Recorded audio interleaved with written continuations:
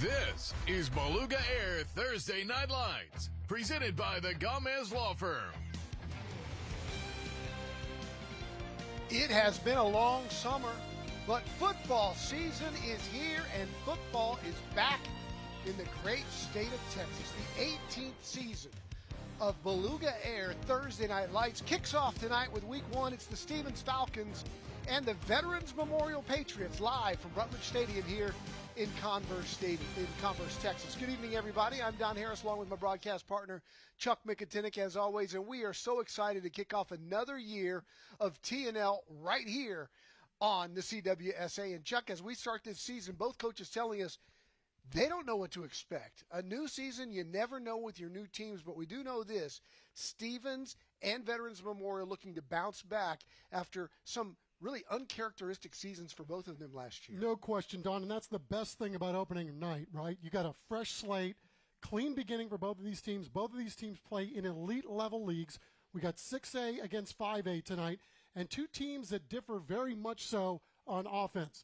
For Stephens, they like to bunch you up in the middle and run that veer stuff going on in the backfield. And then as for Veterans Memorial, they've got track athletes outside. We're going to see some big bombs down the field and a lot of screen passes. But when you talk to these coaches, the thing they talk about most is the big guys up front. One of them is Caleb Ned from Stephens. This kid's really smart. He's our scholar athlete, and he's going to Yale. Dude, we got scholars all over this field tonight, which is really, really cool to see. So Caleb Ned, fifth in his class. He had Harvard, Dartmouth, Brown, Air Force, Army, and others all knocking on his door. This young man, a heck of a player along that defensive line for Stephens, has caught the eye of everybody. And don't go to sleep on this dude. He's a shot putter too. He was fifth in state last year, so he had track scholarship offers as well. An all-around, well-rounded dude, and we are really, really thrilled to be able to watch he and his teammates here tonight. Yeah, and on the other side of the ball, same thing. Up front, Peyton Beach is the guy that Coach Bobby Irvin just couldn't stop raving about this week. Yeah, 3-year starter, committed to Davidson, another high-level academic university. He, too, had all the Ivy Leagues coming, Rice and some others. This guy, the newcomer of the year when he started his high school career. Last year, the defensive lineman of the year in his elite level league. 6'4", 225, and actually bulked up, if you can believe that, during the offseason. Speaking of bulked up, where do you see Matt Roy on the sidelines tonight? Can't wait for that as well. When we come back, it's our Gomez Law Firm keys to the game. Stephens and Veterans Memorial going to kick off a new year of TNL right here on the CWSA.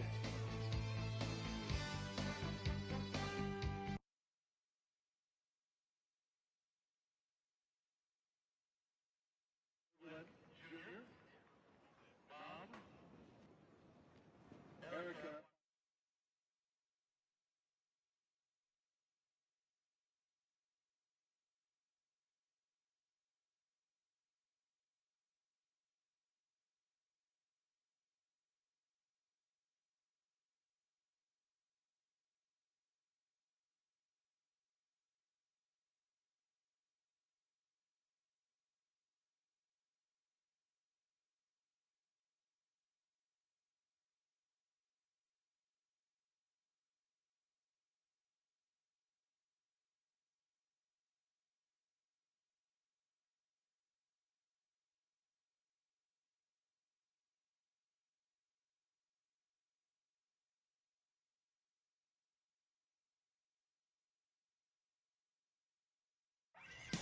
This is Beluga Air Thursday Night Lights, presented by the Gomez Law Firm. We are closing in on kickoff here at Rutledge Stadium out in Converse. Stephens visiting Veterans Memorial as we kick off a new season of TNL. And right now it is time for our Gomez Law Firm keys to the game. Chuck, let's start off with Coach Anthony Boykin and the Stephens Falcons. Well, the Falcons really feel like the strength of their team are on both lines of scrimmage for both their offense and their defense. So obviously they want to control the line of scrimmage in this game, and they would really like their chances at the end of it if they can do so. Secondly, they want to keep Veterans Memorial and that fleet set of receivers that they have in front of them. Don't let anybody roll past you or there's going to be damage awaiting. And then lastly, limit mistakes. You never know what you're going to get on opening night. Here's Coach Boykin. This is a new opponent for us starting out. We've never played Vets before. Coach Irvin does a good job for what we've seen on film, but there's some unknowns that, we'll kind of have to figure out as we go through the process Thursday night. Usually by the time you get into a quarter, you kind of get a feel for, how things are, the adjustments that you need to make. He's got a young team. Coach Irvin, a little bit more veteran, including their quarterback. Chuck, what are their keys? Well, they want to be disciplined on defense because of what kind of offense that Stevens runs. So you have to really be sure to check their keys tonight a lot. Secondly, move the sticks. Let's keep the offense going. Try to keep Stevens off the field because they're going to try to tighten up the game. And then lastly, be sound in the kicking game. Coach Irvin really concerned that there might be a little trickeration afoot from the Stevens Falcons tonight on specialty teams. Here's Coach Bobby Irvin. Playing on Thursday Night Lights is a great opportunity to showcase what great kids we have here. Not just in the football program, but in our fine arts program, our band, our dance, our cheer, and we appreciate the opportunity to get to do it whatever week it is, that we're doing it. So we're excited, our school's excited, our community's excited, and our players are really excited. And we are excited when we come back, the national anthem and then kickoff as we get ready for a new season of Thursday Night Lights on the CWSA.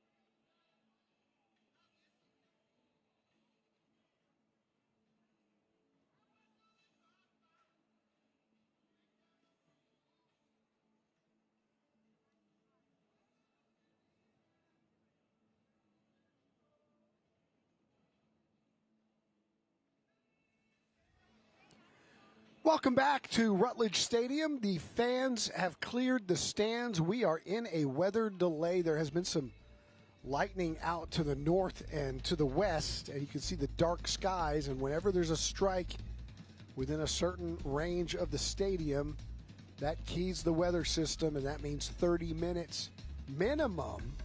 If there's another strike between now and the end of 30 minutes, they'll start the clock all over again. It is 30 minutes every time there's a strike. And so we are in a weather delay, a lightning delay here at Rutledge Stadium, but no reason to change the channel. We've got a lot of great high school content for you, including Chuck and I. Chuck, we were talking about these two amazing young athletes, not just on the field, but also in the classroom. Can you believe? I mean, we got guys that are going to Ivy League schools, Davison, another high academic school, and yeah, so while we got some time, let's bring you our Absolute Power Electrical Contractors Scholar Athletes of the Week. Of course, at the end of the year, we will present a $10,000 scholarship to one of the students that we feature this season on TNL. And David Chancellor, our good buddy, is going to introduce us to this week's Scholar Athlete. Stevens football star Caleb Ned isn't just smart, he's Yale smart, and he's committed to playing football there next fall. There is a good student, there's a great student, and then there's a Yale student. What is it you want to do with that degree? Mainly like sports medicine. That's where I wanted to be a physical therapist, and then it's such a huge branch, so definitely something dealing with sports medicine. His 99 GPA is big in the classroom, but he's 6'1", 290, which means he's big outside too, and his resume proves it. All district in football, all area, and a state finalist in track. But the best part, his mom is his track coach. She's definitely probably the hardest coach I've had. And then, even on the car ride home, it's still your mom now, and she's still, she's still coaching me. She's still in coach mode. What do you call her at school? Coach. Okay. All right. Well, coach when she's coaching me, but any other time she's mom. Grades, sports, and did we mention he's the volunteer king? food bank, CBC, but his favorite thing, reading to kids. I like going to the elementary schools because that was me one day, and I was looking up to the kids that like is now me. So definitely being able to be on the other side of that. Peyton Beach is a 3-sport star at Veterans Memorial, but football is king, and there's no question why. I mean, I think I know, but what is it about football where you just get going? Hitting people. I like this physical contact is probably one of my favorite parts, and hitting people, obviously. He will play college ball at Davidson, making Peyton a D1 athlete. That has a nice ring to it. The coach, he was the first Division I school to offer me for one, and it showed a lot from them, and I loved the school. I loved special education for a school. I loved it. It is borderline to Ivy school. This pretty much is an Ivy school in my opinion. And education there to be able to do what I want to do, and obviously play great football. His GPA is 99. His SAT was a 1230. But his perspective can't be measured thanks to his older brother Ashton, who is a nuclear engineer in the Navy. It means that he gives something that like gives his time and his effort into a bigger cause, and it helps me look at that and think that maybe football is not that hard. Like the things I give is not anywhere close to that. Peyton serves in other ways, including helping special education students through the PAL program. That meaning is something he craves. 10 years from now, you'll be where? Hopefully a job that I can respect and still giving back to charity, maybe more financially then. And hopefully doing my dream job, which is being a NASA mathematician.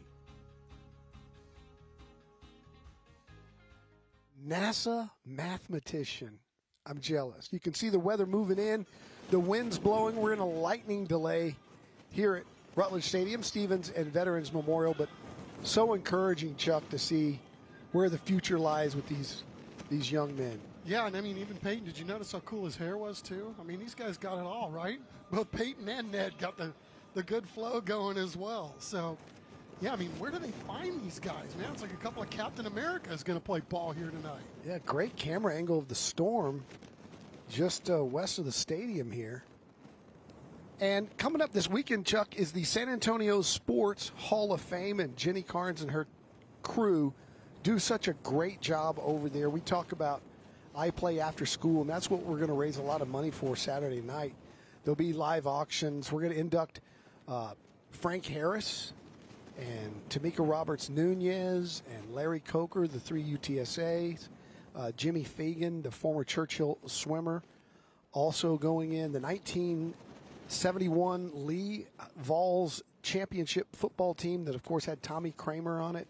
It's going to be a big night to raise a lot of money for San Antonio sports and the I Play After School program. But one thing that we do here on TNL is our Beyond the Game program that we've partnered with San Antonio Sports. And TNL highlights the teams that are making a difference all over our community with the Beyond the Game program.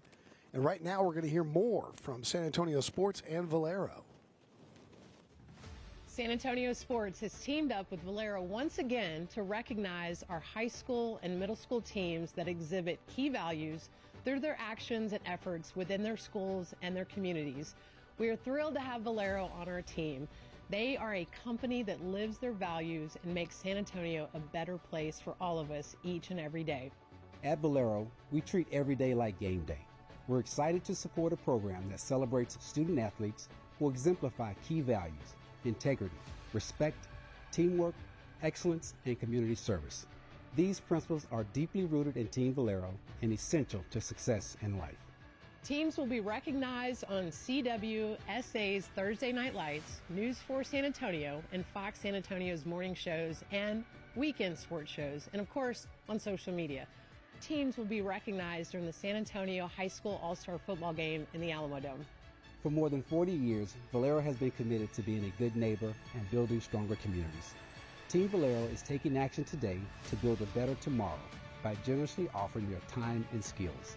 It's truly uplifting to see so many teams giving back selflessly, and we're honored to collaborate with San Antonio Sports and Beyond the Game to celebrate these exceptional students. Having Valero as a teammate for Beyond the Game will help this program continue to positively impact more teams, coaches, and families. You can visit sanantoniosports.org to learn more about the program and nominate teams and individuals today. San Antonio middle and high school athletes are doing great things for our community. San Antonio Sports and Valero are shining a light on teams and individuals who model key values through their actions. This week, we salute 2 schools whose community projects demonstrate beyond the game values. Wagner girls basketball athletes volunteered at the Devin Vassell basketball camp at Wagner High School. Their time, energy, and enthusiasm helped create a fun and engaging experience for campers while demonstrating the power of teamwork, mentorship, and giving back through sport. Veterans Memorial Cross Country volunteered their time to welcome Selma Elementary students back to the classroom. With smiles, school spirit, and a commitment to giving back to future patriots, the student athletes kicked off the school year by making a difference in their community. San Antonio Sports and Valero salute high school and middle school coaches who inspire their athletes to serve others. Parents, teachers, and coaches can nominate teams and individuals that go beyond the game. Again, our thanks to San Antonio Sports and the Beyond the Game program. They do such a great job.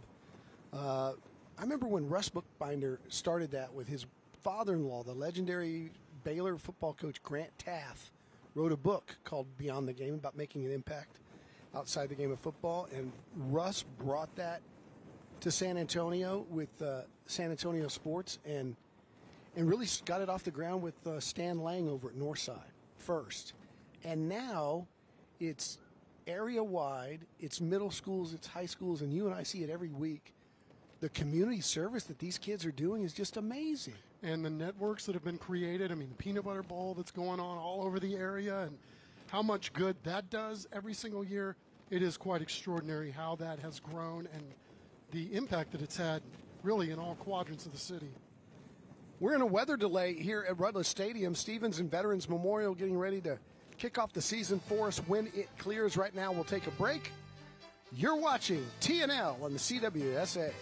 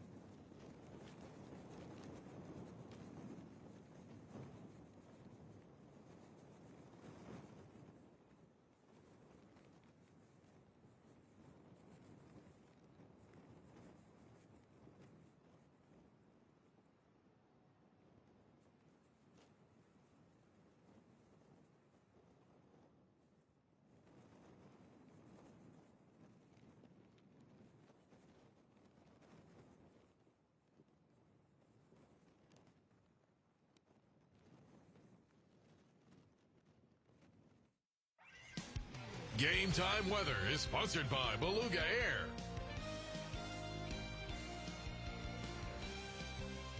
Welcome back. It is time for our Beluga Air Game Time Weather. It is 96 degrees and mostly cloudy. I should say so. It's wind out of the northeast at 16 miles an hour. And Chuck, you've got the breaking weather news, right? We might be here a while.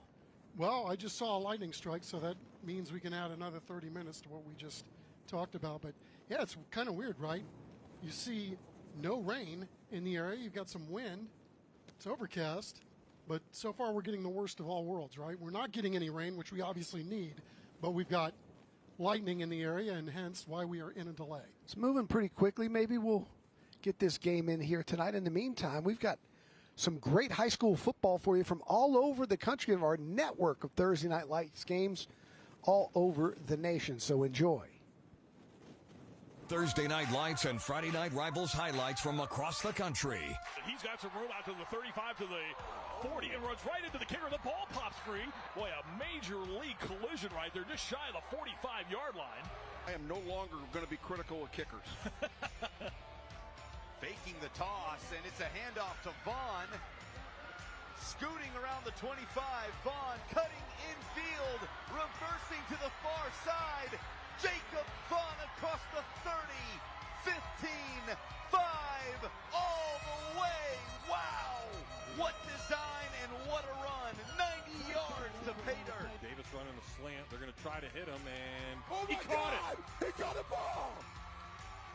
And that's going to be a touchdown. They just continue to execute their offense in this 4-minute situation. Ooh. Oh, wow. Yeah, he's still on his feet, and he could be gone. Yeah, forget about it. Fuentes having a night in just a half. All right, here we go. First down. Oh, how about the big run off that left side? And Havili. Oh, Moa Havili rumbling for the touchdown. That right there was worth waiting around to see.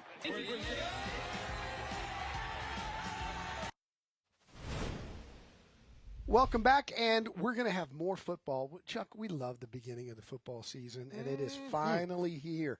Here's the list of games that we've got coming up on our family of stations. On Fox on Saturday, we kick it off with Memphis and UNLV. That's going to be a good one. Then New Mexico State versus Florida State. That should not be a good one if Florida State takes care of business. That's on the CWSA Saturday. On News 4, San Jose State and USC, the Trojans projected to be a top 10 team. Some picking them to win a national championship. We'll have to ask Matt Roy about that later. And then preseason football tomorrow night on Fox SA. You got the Cowboys and the Saints kicking off at 7 o'clock, the final preseason game. Roster spots on the line. Starting jobs on the line as well for both of those squads. Yeah, playing time on the line, too, especially with the Cowboys. I mean, talking about what an important week this was for a lot of guys, not just guys to try and make this team, but for guys to see who was going to start, wear green dots, you name it. Jayshon Barham and the kid from Ohio State and Alabama that they drafted, Caleb Downs, both those kids might just come in and make a huge impact right away. Yeah, look both like they can't be a can't miss. I mean, I don't think anybody would be surprised about Downs coming in, but Barham is the one that has opened up the most eyes to this point for sure. And by the way, part of the Micah Parsons trade.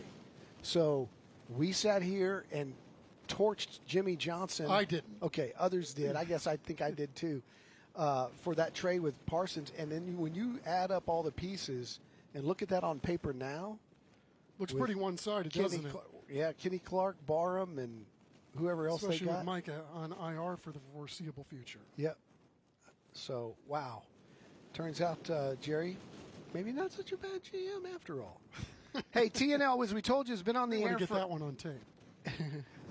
For now. For 18 seasons, Chris Kopfus is our amazing producer. We tell you that every year. He's been here from the very beginning. Chuck and I came on probably about, I don't know, year 6 or 7. But we're in year 18 now, and there have been some amazing plays, and you're going to see those right now as we wait to kick off Stevens and Veterans Memorial. Here's Graham again, showing that vision. Look at the cut. Inside, lost the football, but recovered. Touchdown. How about that? Doing a nice job getting outside and now taking off is Aaron Crawford Webb to the house. Touchdown, Johnson.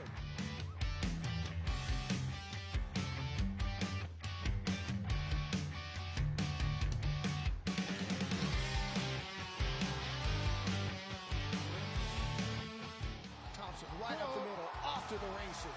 Makai Thompson, touchdown, 47 yards, and Brennan is right back in it.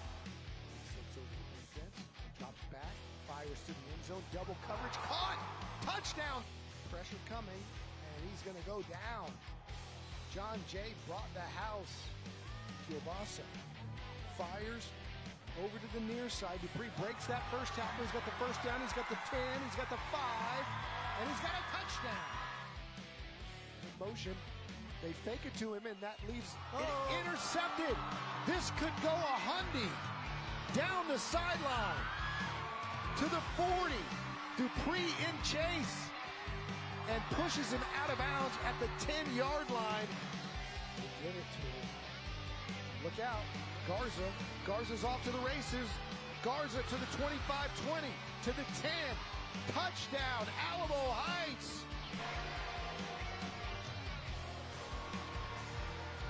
Bryant to hold. The kick is up. It is straight. It is perfect. And it is good. And the Mules walk off with the win at Linhoff Stadium. Double pass action. Oh, yeah, here we go. Got a man wide open.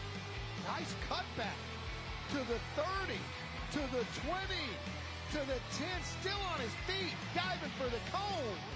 Here on 3rd and 3, they go to Price. No, he fakes it.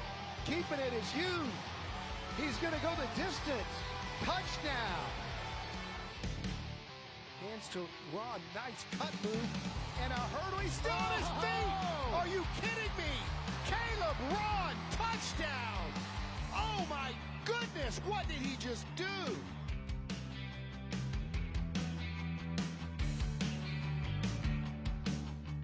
Cardinals backing him way up inside the 25. And he's got some room after outrunning the coverage to the 40, to the 45, 50, to the 45, cutting back, could go for the taken at the 25-yard line, still on his feet across the 30, down the sidelines, could go the distance. Touchdown steal right off the get-go. It's Liam Jones. Here's Johnson. He can fly. He finds a seam. Watch out. Eli Johnson down the sideline. He's the 4-star. He's still on his feet. Got a block. Touchdown steal.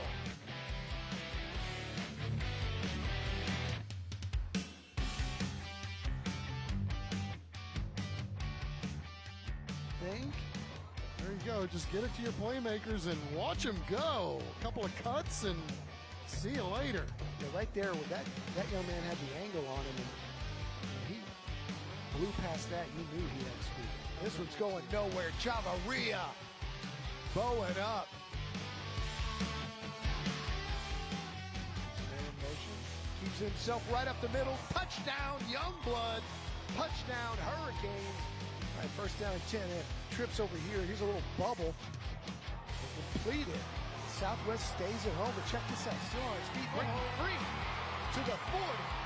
Showing speed. Will they catch it? They won't. Touchdown, John J. Mustangs. That's the coach's son, Miles Gutierrez.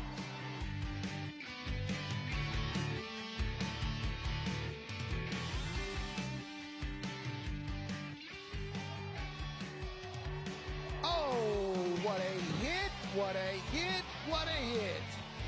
The hit of the year by who else? Kyle Jackson. Wellington gonna put it in the air. Gonna take the shot. Got a man. Castellanos. Touchdown.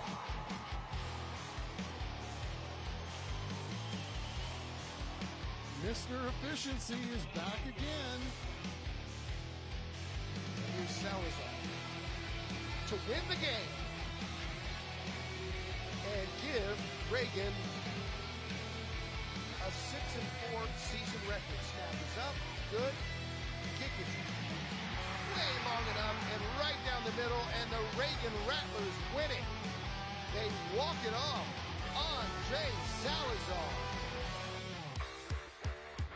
This is as good as it gets when it comes to rivalry. They snap it. Instead, they counter the other way, and Martinez is in. Draw. Still on his feet inside the 5. He's going to score. Touchdown. Brandeis is on the board. Noah Logston just would not be denied. It's a blessing and a dream, man. Ever since we was kids, we were sitting in the stands, 7th grade, and now we're here now, man. That's what we do. We love it. Scrambling for his life, being chased, has the corner, and goes over the top. Well done, young man. Slant to Harrell. He's got Tony. Tony's got the corner, and you're not going to catch it. Ben Tony's second touchdown of the game. And just like that, the Patriots go back in front.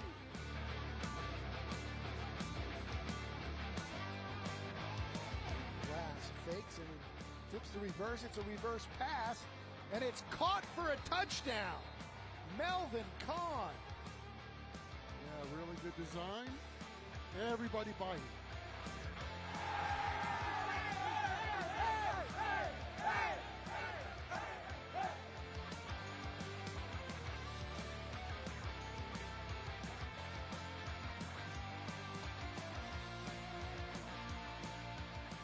block kick deserves another, right?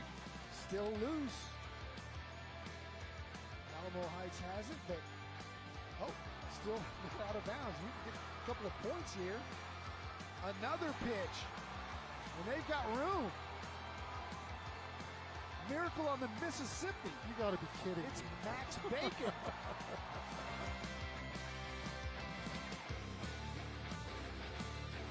Touchdown. He dances in. Christian Dupree with a titanium feet. Coordinators thinking two plays here. Ball's on the ground. Vogel's trying to make something out of nothing and does. He's still on his feet. Vogel to the 15, to the 10. Touchdown, Vogel! Talk about stick-to-itiveness. That play was blown up, and that young man just wouldn't give up. He keeps it. He's got the first down, and he's got more. Ferris off to the races, to the 10. Touchdown, Stevens Falcons. Throw to the corner, caught. Touchdown, Skelton. Tie ball game with the extra point to come. Ricky Stade and the Taft Raiders come from behind to pull off a huge win in district play. Glover's got it in the open field again, and he's gone. This one's going to the house. Jalen Glover, 73 yards. Gonna throw it, gonna fade, caught, touchdown. Xavier Smith. It goes right over the defender and makes a play. What do they call that? You got bossed?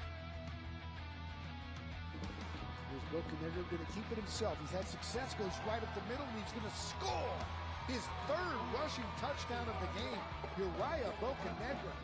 We found our momentum right now, and I think my team, especially my linemen out there, locking in and getting me in that end zone. They throw the slant. That ball's tipped and picked off by Dukes. It was the Dukes. It was the Dukes. Isaiah Hopewell to do the kick, but they fake it. They're going to have something good happen here. They throw it and complete it. Down the sideline. No flags. Touchdown, Judson Rockets. Judson sideline. They are going nuts. Right up the middle, big run, look out! Zachary Garcia to the house, touchdown Chargers! Guess who? To the 20, to the 15, breaking a tackle! William Reynolds is gonna score! What a performance by William Reynolds! Navarrete wanted to throw, now Will, going deep, got what a catch! Brogan Dempsey, touchdown Chargers, what a catch! My quarterback can just put it on me, and my O-line can block for me, and the coaches can call the plays. So really, it's everyone's doing their job, and it's a team effort to get in the end zone.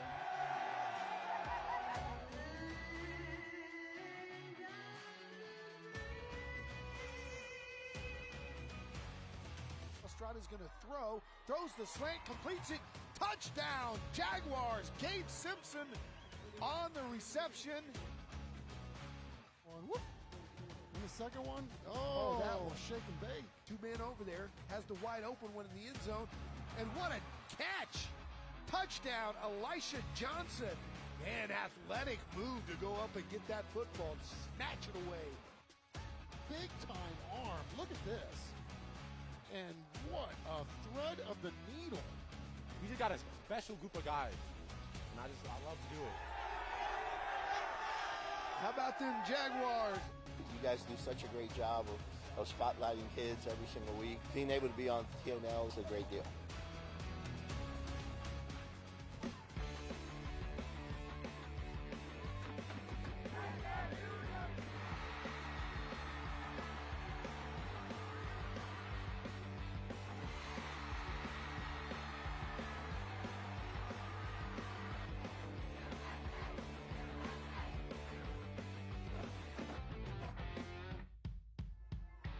Dixie comes, reverses field.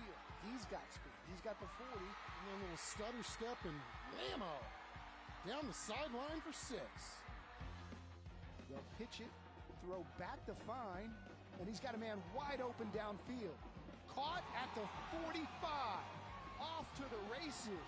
Touchdown, Sotomayor. That one's picked off. Steps right into the passing lane, and then that's just as good of a return.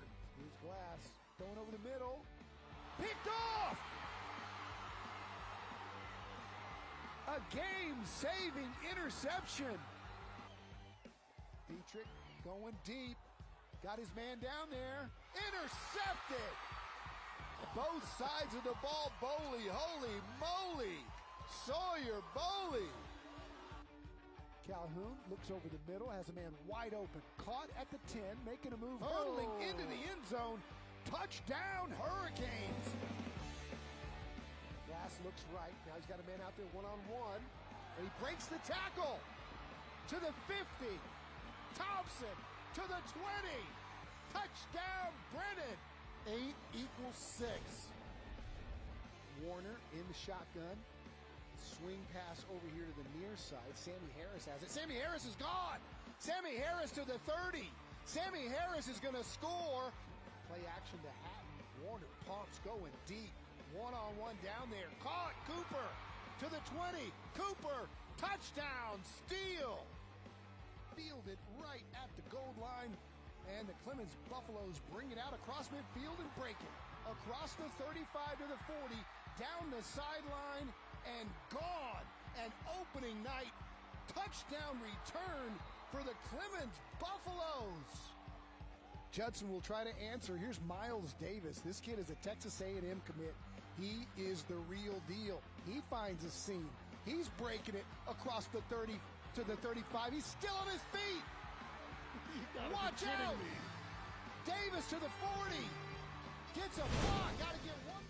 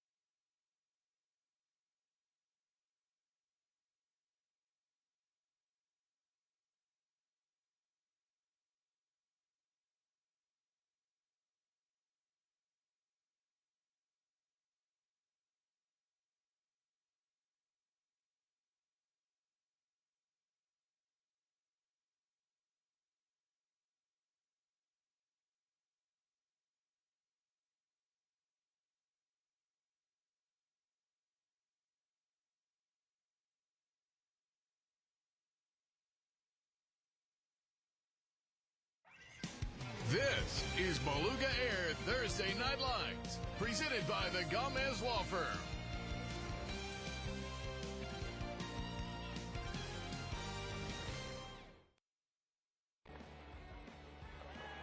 Fake the kill. Now they're going to throw back to him down the sideline on a wheel route, and it's a touchdown again for Brennan Carroll. He had pressure the last time.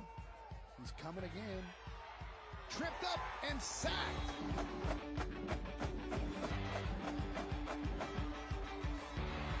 Kick is up, and it's good.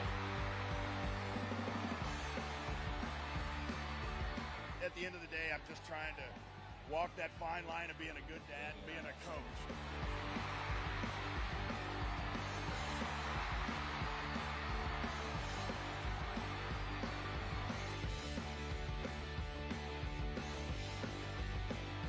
I love working here. I love working with the kids that grew up in this community, and we had great mamas and daddies.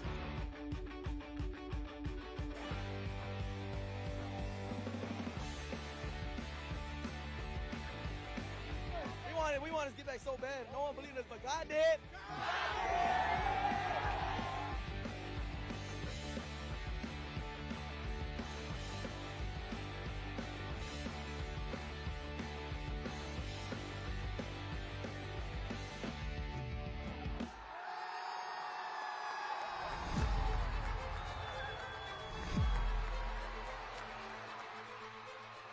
look out. To the house. Touchdown, New Braunfels. Puck going to the corner. Got a man. KK Bashir to A.J. Ruiz. What a dime.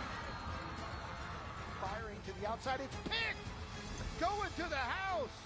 Touchdown, Brennan. Well, somebody's been watching some game film. Pressure coming. He got out of it. Gill scores. Touchdown, Madison. What a play by Landon Gill. Touchdown. The pitch is tipped and picked off. It's going the other way. Mack intercepts the pitch in midair. Well, I appreciate Chris Kopfers for those highlights, as it's been a wonderful 17 years, and we're waiting to kick off year 18 here at Rutledge Stadium, because right now we're still in a weather delay, and we will get an update soon about when that will kick off. But right now I'm joined by Joe Corchado. He's the owner of Beluga Air, our new sponsor. Got his logo on our shirts. Nice. You've been a sponsor before, Joe, but we really appreciate you taking over the title sponsorship this year. Why'd you do it? Honestly, it's just an honor to be able to be in that position to take over that title. We were the Scholar Athlete Award last year. Yeah. The last couple of years, got this position offered to us, so we jumped on it right away. So you've been on with Matt Roy and on the sidelines for years here at TNL, and we ask you this all the time, and I might as well just say it, full disclosure. Joe got a lot of my money this year. A lot of my money this year for a new AC system. But your people make the difference, man. My wife is so happy. In fact, you know what she said to me the other day? I said, why is the AC set so high? Like it's on 77, and normally, can you not hear? Okay. And I said, normally it's on like 72. It's on 77. She goes, this new system is so much more efficient.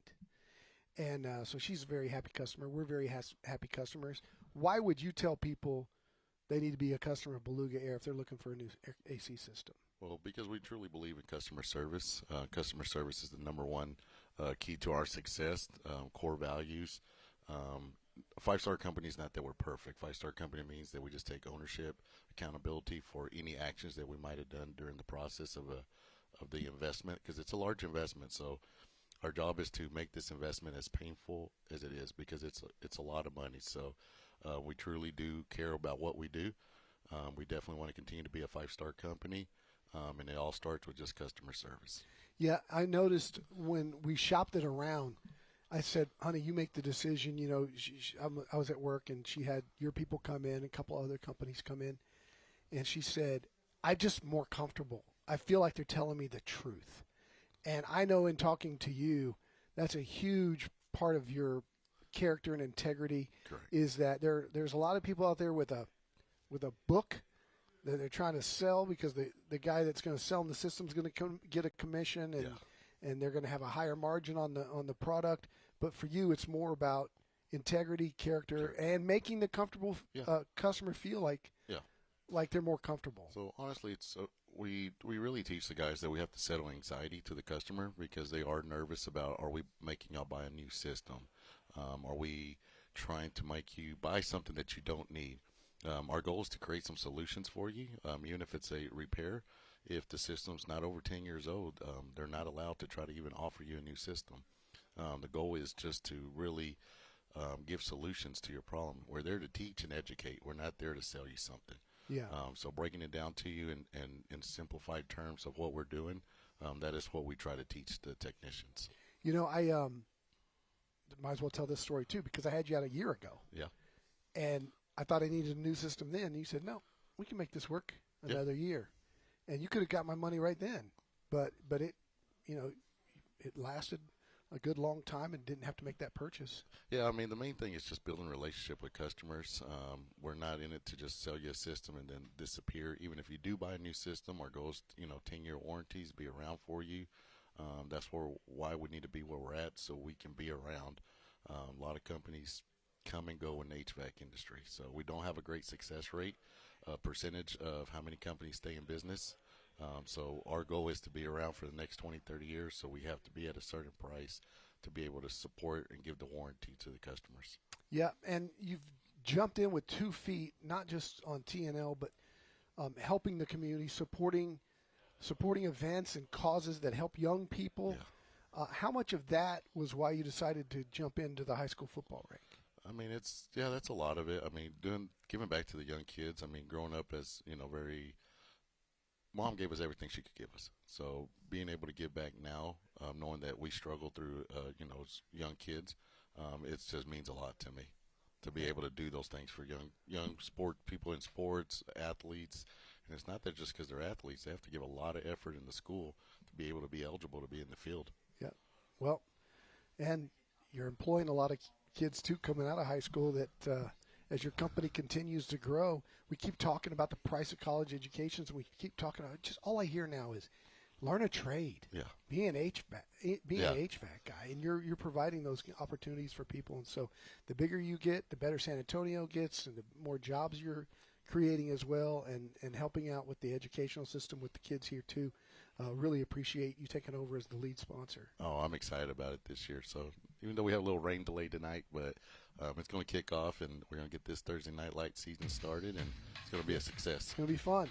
Joe Corchado, our appreciation to you and to Beluga Air, our new title sponsor, because this is Beluga Air Thursday Night Lights on the CWSA. Don't blow your money. Call Beluga Air. You got it in.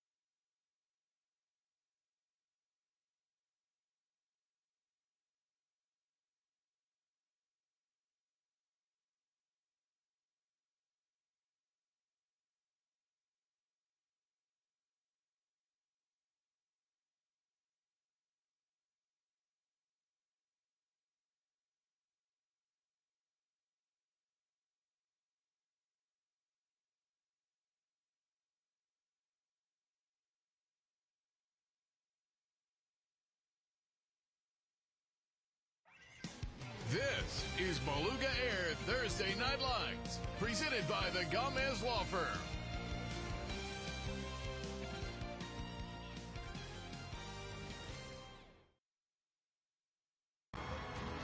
Send in the house. Here they come. And it's blocked. They're going to pick it up. They're going to scoop. And they're going to score. Touchdown, Churchill. He's got his brother Eli, his favorite target, top of your screen. Going post. Now runs the out to the corner. Caught. Touchdown. Eli Adams. Just like they do it in the backyard at home. Little screen pass to Terry. Look out. Michael Terry cutting it back. He's got one more move to make. Turns on the Jets. Cuts it back again. Terry, one more move to the 5. Michael Terry, the third to the house. Extends the play. Maybe could have pulled it right there. Decided, okay, I'm just going to okey doke the would-be tackler, and then sees an angle. He's up the middle. He's breaking free. Edmonds gonna take it to the house. Logan Edmonds. Boy, don't you love high school football? Oh my goodness.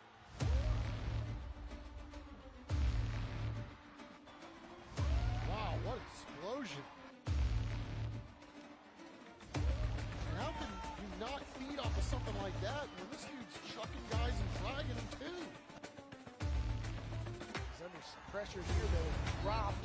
The big fella. Mercy.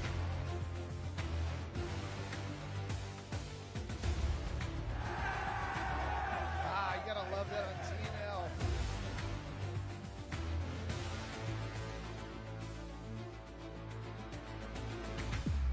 Oh my goodness.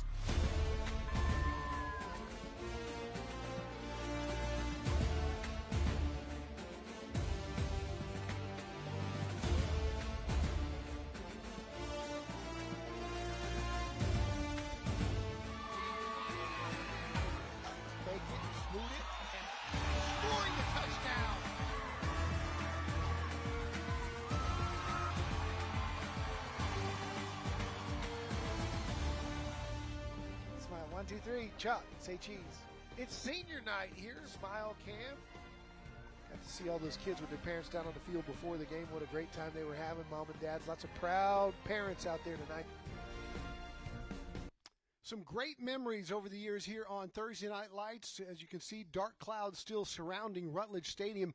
Still in a lightning delay. We're waiting to get the official word on when we will kick it off here at Rutledge Stadium. Right now, I'm joined by Michael Aguilar of the Gamez Law Firm, our presenting sponsor this year. And you guys have been with us now for a few years, Michael. And I do know one thing, Gamez Law fights. Yeah, absolutely. And you guys have done a great job with all of the things that you sponsor. I know Mr. and Mrs. Gamez have done great also with the youth in San Antonio. Give us a little bit of a background on why you guys chose Thursday Night Lights again and why you choose to support high school athletics. Yeah, I mean, a big part of it is that Mr. Gamez played high school football. I mean, obviously the Gamez Law family is, from San Antonio. Honestly, the majority of us that work in the office are all from San Antonio. And so, this community means a lot to us.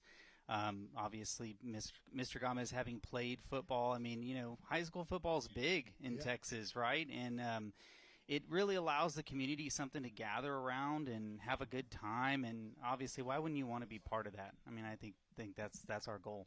So I'm injured in an accident. There's so many places to call. You see all the spots. You see all the ads all over the place. Why do I choose Gamez if I pick up the phone if I'm hurt or right after there's an unfortunate event? Why should I choose you guys over some of the others? Yeah, I mean, I think there's really two big reasons in my mind. First is we are a sizable law firm. We can handle small cases and catastrophic cases alike.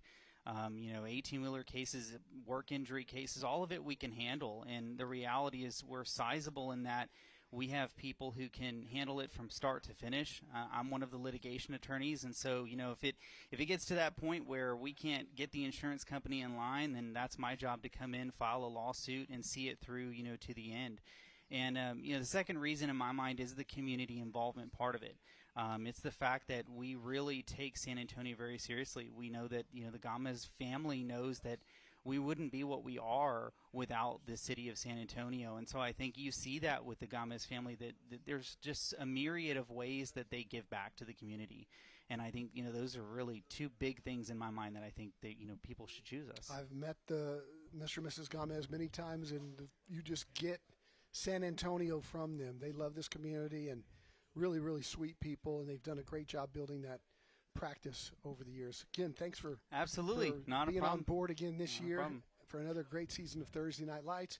We'll check with the officials and the weather, and we'll get back with you right after this on when we will kick this thing off. Tonight's broadcast of Thursday Night Lights is sponsored by Beluga Air, the Gamez Law Firm, Absolute Power Electrical Contractors, Champion Nissan, Bexar County Sheriff's Office Recruiting, Papa John's, Southwest Exteriors, San Antonio Sports, Valero, Christus Children's, Game Day Men's Health, Volvo, Window Source of San Antonio, Dogwood Home Healthcare, City of San Antonio Metro Health, Foundation Plumbing Services, Gonzaba Medical Group, Big Tex Backflow and Irrigation, and Monarch Trophy Studio.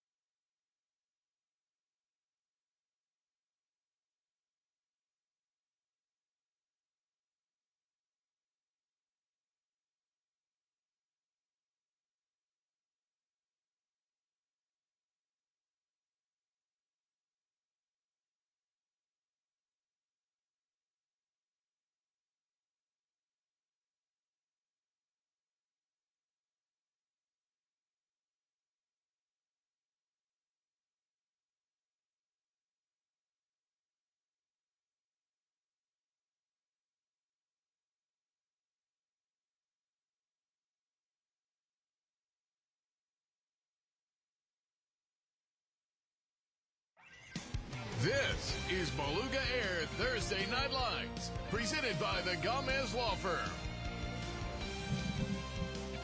The skies have cleared somewhat, and there's life on the football field. Both the Patriots and the Falcons have taken the field for their warm-up. The clock says 9:31 and counting down to kickoff. So we'll be delayed about an hour by the time this thing kicks off, but we're going to play it here. I know there's been some cancellations around town.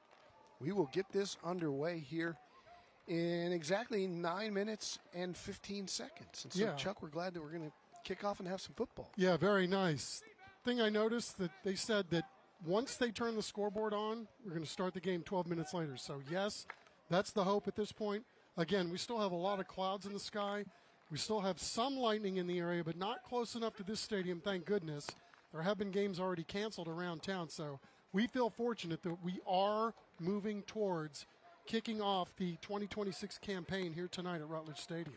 All right, so 8 minutes and 43 seconds and counting till kickoff. Now we'll go back to those awesome highlights that Chris Kotfus has put together for the years of TNL.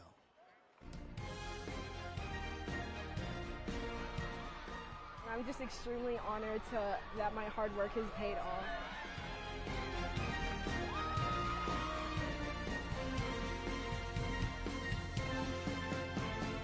San Antonio middle and high school athletes are doing great things for our community.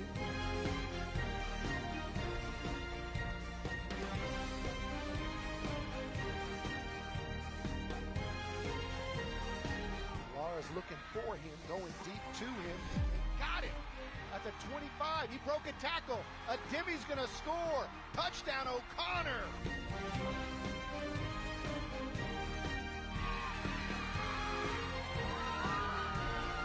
Watch out, James Peoples to the 10. Touchdown, Patriots, James Peoples.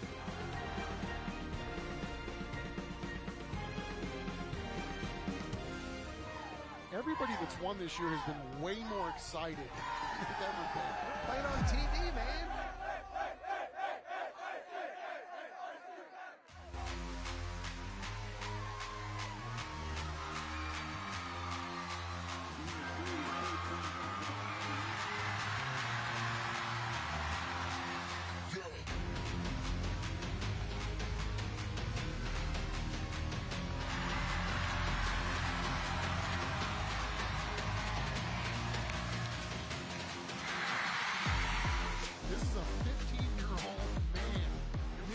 You can hear the fans on their feet. Players wanted to go for it. Bruce says, let's do it. They're going to throw. Now he's going to run. Evans has the 20. Evans is going to score. Touchdown, Brandeis. Watch out. He's off to the races. That's our guy. DeBose, Frederick DeBose in a sprint. Forget that angle. You ain't going to get him. Touchdown, Clemens. Throw it out in the flat to Marsh. Look out. Marsh breaks another tackle. Dancing to the 3. Spins to the 2. Touchdown. New Braunfels. Who is this guy? Landon Marsh. Conway to the house. Touchdown. Marshall Rand. Oh my goodness, can they run?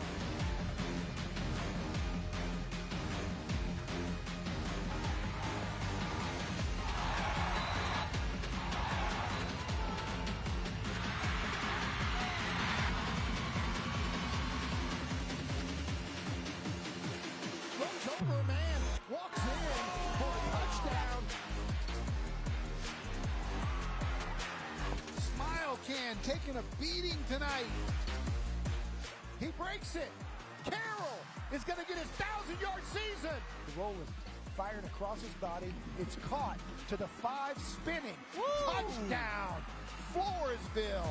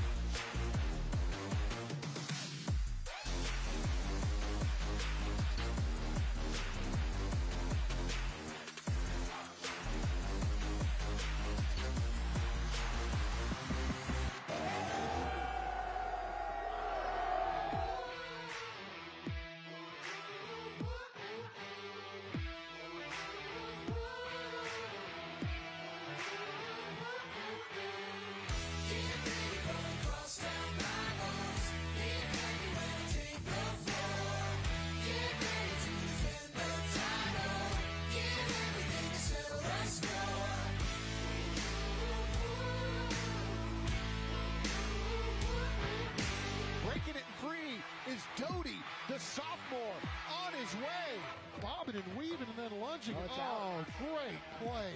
Greg Eggleston having a huge night on TNL. Sikorsky, Blackhawk. Look at the helicopter action, huh? It was deflected, and he caught it. Get the heck out Went of on here. his back. Oh, pick six the other way. Keith Fennell going to the house. Still on his feet. Fjord across midfield. He breaks free. Fjord to the house. Touchdown. Champion Chargers. Have you driven a Fjord lately? Reasoner going to the corner. Got Randall. Did he catch it? He did. Touchdown. Johnson.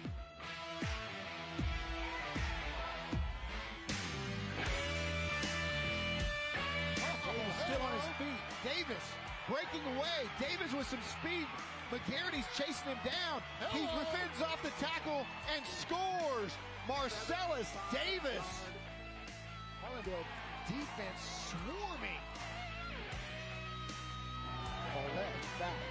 Wants to throw it. Holds. Now goes deep. Got a man breaking open, and he hit him. Caught. It's Guess. And Guess has his second touchdown of the night. What a throw off to the races. Caught it. Stumbling all the way down to the 7.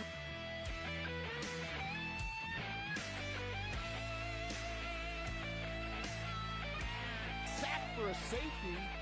That's awesome.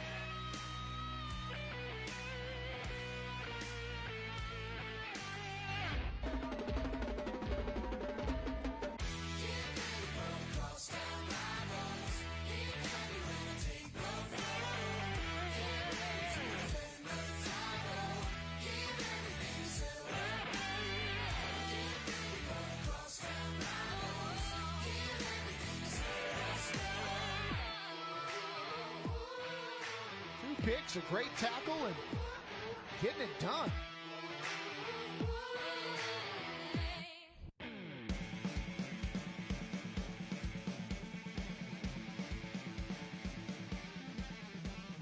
Are you ready for some big-time Texas high school football live on Thursday Night Lights? What a catch! Kidding me. Make a play 1-4. Single coverage. Oh, Locke got it. What a catch. Locke. Touchdown O'Connor. He will not be stopped.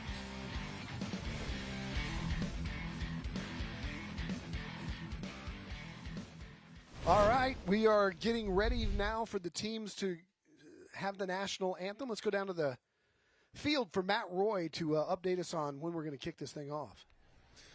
Yeah, guys, well, when you're looking down here, you see the wind blowing, and that's not the problem. The lightning over in that direction is the problem. Luckily, I think it's going away from us right now, so we should be all clear for the rest of the night. But we're going to play as long as we can because the first game of high school football in Texas and in the San Antonio area, and we're ready to kick off, guys. We're ready to roll. Let's go. Let's do it.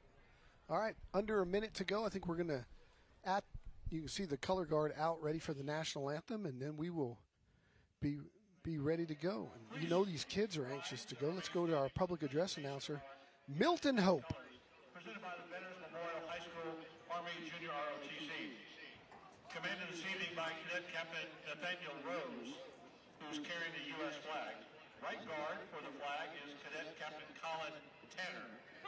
Texas flag carried by Cadet Captain Isaiah Wentz, and left guard for the Texas flag, Cadet First Sergeant Draymond Gonzalez. Faculty instructors for the Patriot Battalion JROTC are Major Larry Garcia, Sergeant First Class Karen Hudson. Please remain standing and remove your hats as we pay tribute to our great nation and our men and women in uniform around the world as the Veterans Memorial High School Band plays our national anthem.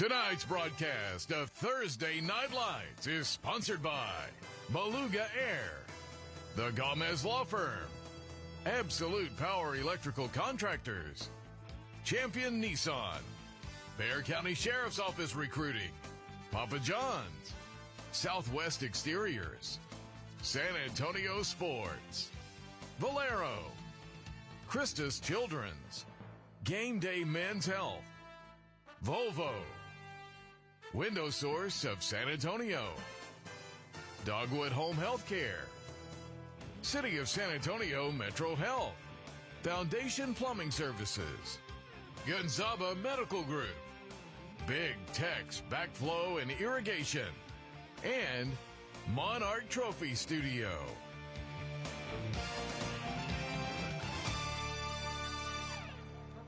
Well, Chuck, we've waited all these months. What's an extra hour, right? We are getting ready to kick it off, Stevens and Veterans Memorial, and we're going to hope and pray that there's no more lightning in the area and that we can get this game in. Coach Bobby Irvin talking to his guys. And Chuck, he's really excited about this team because he's got some really key offensive stars coming back. Sparks, the quarterback, some explosive receivers.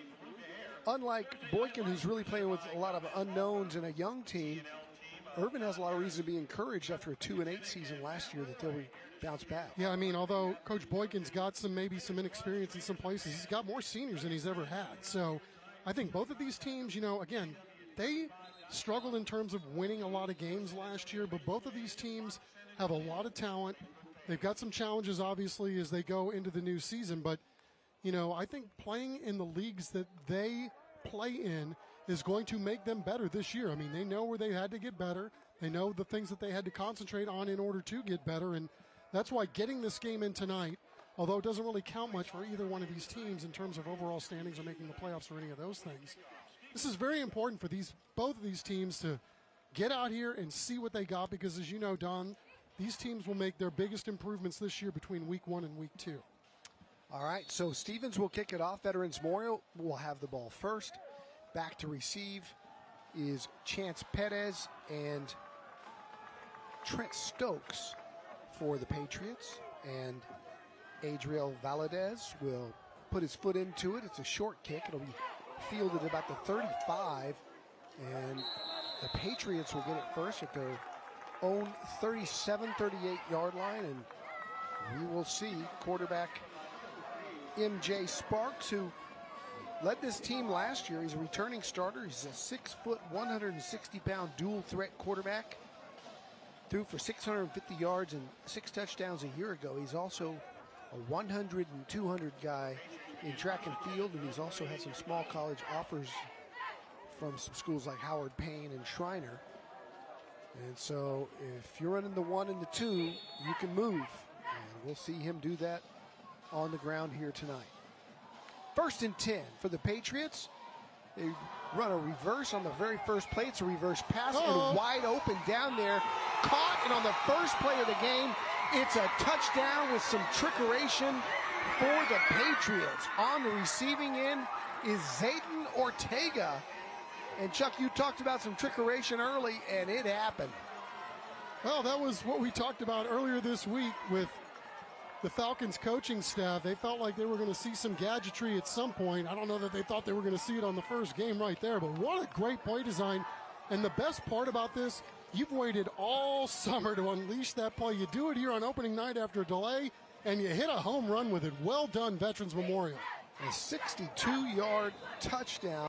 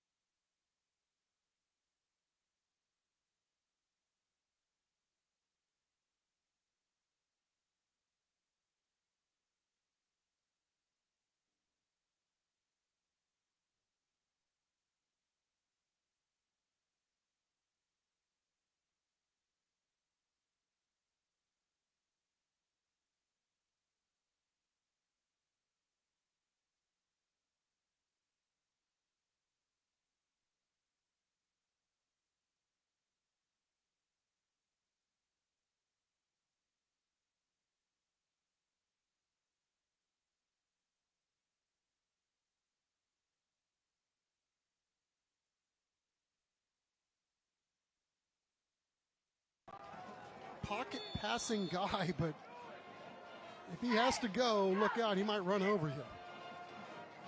And he'll take it and move forward on the first play. It's a Papa John's first down as he picks up a few. It'll be second down. You're right, he's a load. They list him at 195. If he's 195, you're 195. And I'm not 195. Yeah, so I was told this he's dude... 235. Come on. He's 215. A 215 fullback rolled into a quarterback rolled into one. I'm not buying 215 either. Hey, Chuck, Don, real quick. I just asked the offensive coordinator, how long you guys had that drawn up? They said, since the spring. 6 months. A little movement pre-snap. That might have been a lateral. They'll blow it dead later. They're going to say that's Veterans Memorial Football. Got a lot going on that play. Recovering it for the Patriots is Kieran Kelly. And Chuck, first of all, we had movement on the right side of the Stevens line. That wasn't called. And then that looks to be a forward pass that's not necessarily, I don't know, possessed. Yeah, it looked like he caught it, and then he tried to lateral it back, and once he did, that ball is free. But I'm with you. I was looking for the flag, so my eyes kind of got lost looking for the flag to see if they were going to indeed stop the play. But, yeah, it looked like he did possess it. It looked like the referees were all over that one. I think they're right. I think you're exactly right. I think he had it long enough to complete the act of trying to pitch it. And if he can try to pitch it, that means he possessed it. 1st and 10, they'll complete it out to the right-hand side, down inside the 10 to the 9-yard line. That ball complete to Jalen Lewis. And the wheels falling off early for the Stevens Falcons here to get started. Second down, they hit it right up the middle, and another touchdown just like that for Veterans Memorial. It's Gabriel Gonzalez, the senior running back. Just like that, it's 12-0, 10:40 still to go here in the first. It's so many offensive weapons does Veterans Memorial, and you just can't give them this many opportunities to start a game. We talked about at the onset some of the keys to victory for Stevens was going to be limiting mistakes here on opening night. Well, you got hit by the home run ball early, you turn the ball over, and then you get gashed right up the middle for another score. So now we got a bust on the conversion, but they're going to even make chicken salad out of that too. All right, so they did not make the first PAT. This one turns into a 2-point conversion, so 2 touchdowns, 14-0. Veterans Memorial early here at Rutledge Stadium.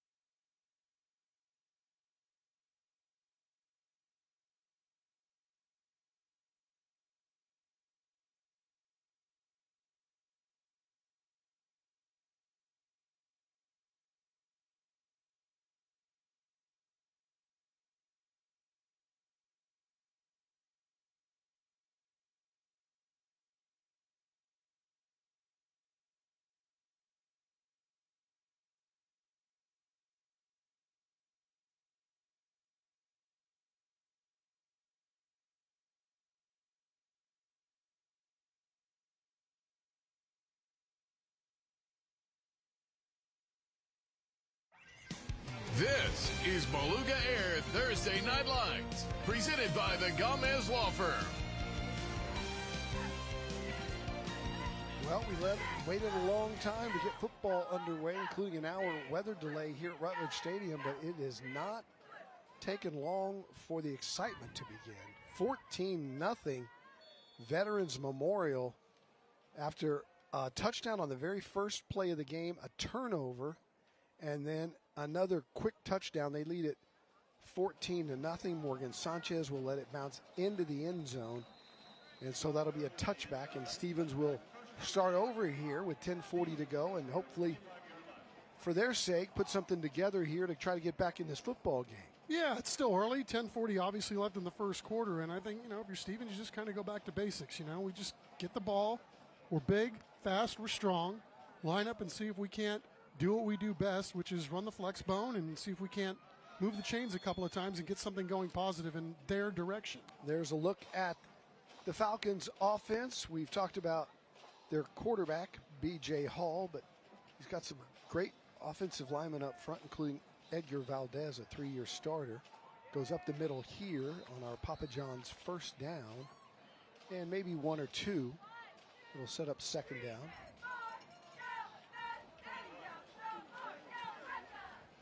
Stevens coming off a season last year that they would rather have back. 4-6 on the year, 4-4 in district play. Hadn't made the playoffs since 2020, but they think they can grow up here in a hurry this season. Hall going to keep it, going to be wrangled down right at the 25-yard line. And look who it is. Everybody's All-American, 95, squirting through and making a play. It's Peyton Beach, who we talked about in the preseason, on his way to Davidson. That'll set up third down and 9 for the Falcons. You got him and you got Alex Winningham in there. He's just a sophomore, 6'3", 275. That's a couple of big beasties right there in the box.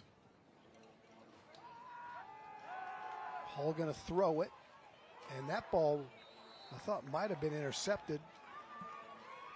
Instead, it's incomplete, as it was intended for Ruben Delgado, and so the Falcons will be in a punting situation here. And then Kieran Kelly, the safety, out coming up with another play there. Or did he? Looked like it may have been a catch, huh? Maybe. They ruled it incomplete. I thought the ball may have touched the ground. I don't know. I was wrong on the first one. Kieran Kelly back to receive the punt.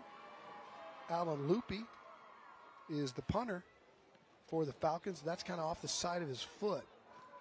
It'll take a good bounce, though, and get near midfield. It'll be at the Stevens 48-yard line, and that's where Stevens will have it, up 14-0 and looking for a kill shot here as you take a look at our Volvo band cam. Glad for the bands to stick around after the weather delay. Hope to see them at halftime. I don't know if they'll speed up this game. They'll take some sort of a break.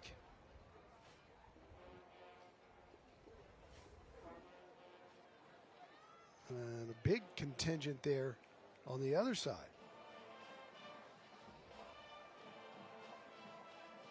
The Patriots got to feel pretty good about how this game has started, huh? You come out, you get a quick hitter on a gadget play, and your defense has come out with 2 quick series on defense, and obviously you mixed in a run for a touchdown too. As we take a look at MJ Sparks, who will lead this offense, and this guy, quite the story, and obviously feeling a lot more comfortable in this setting now. He had a really good fall camp, great leader, comfortable running the team, and obviously he is the guy that makes them go. Track team too, apparently. Yeah, he can fly. All right, they are gonna. Are they gonna re-kick, or was there a penalty? Are they gonna call it? I don't know.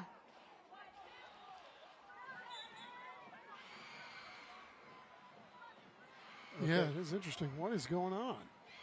It's 4th down, and now they've moved the sticks to make it 4th and about 5.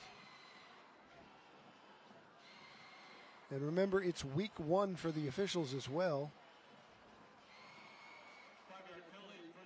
I think they know what they're doing. I don't think we know what they're doing. Chris White will figure it out, the back judge. Yes, he will.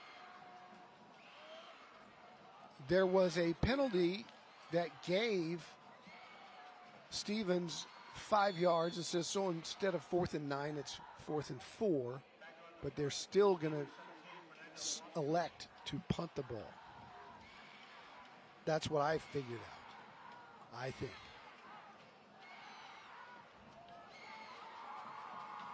And it looks like they're going to do just that. Fernando Palacios went off the side of his foot too, and even better field position for Stevens, who will have the football, or for Veterans Memorial, who would have the football in Stevens territory. They're working on a short field again. So we'll see what Coach Irvin and his guys on offense decide how they're going to play this. All right, MJ back on for the Patriots. 2 receivers right, 2 left, 1 in the backfield with him. And he'll fire the bubble screen across the middle to the 30, to the 20, all the way down inside the 5. He lost the football, but it went out of bounds and was not possessed.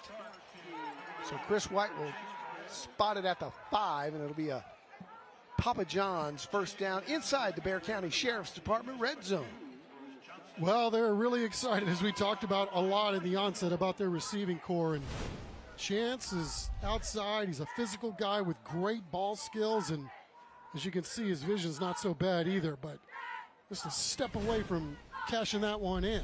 1st and 10.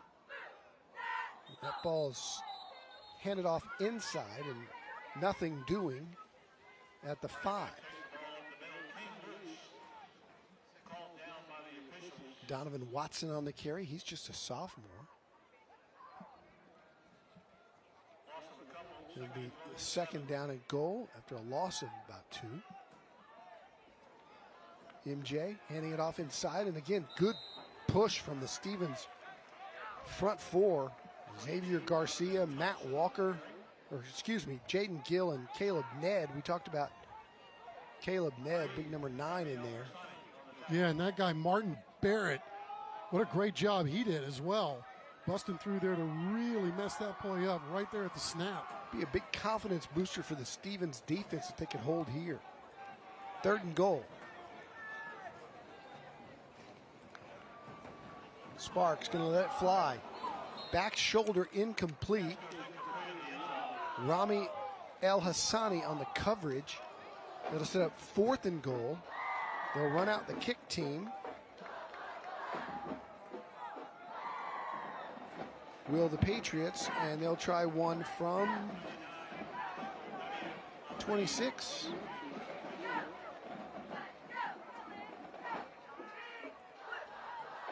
Big 99 will do the honors.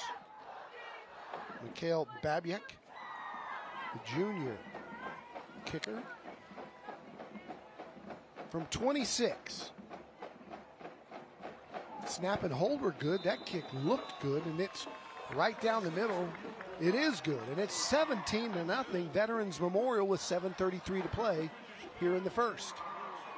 And we're back in 15 seconds.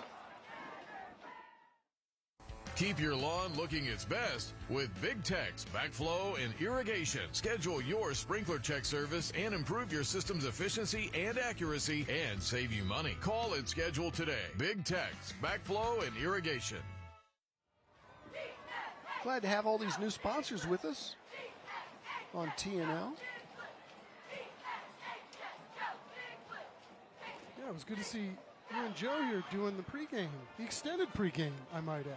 Joe's great, man. Joe's a big fan of football. Yeah, we just missed seeing Alejandro tonight, too.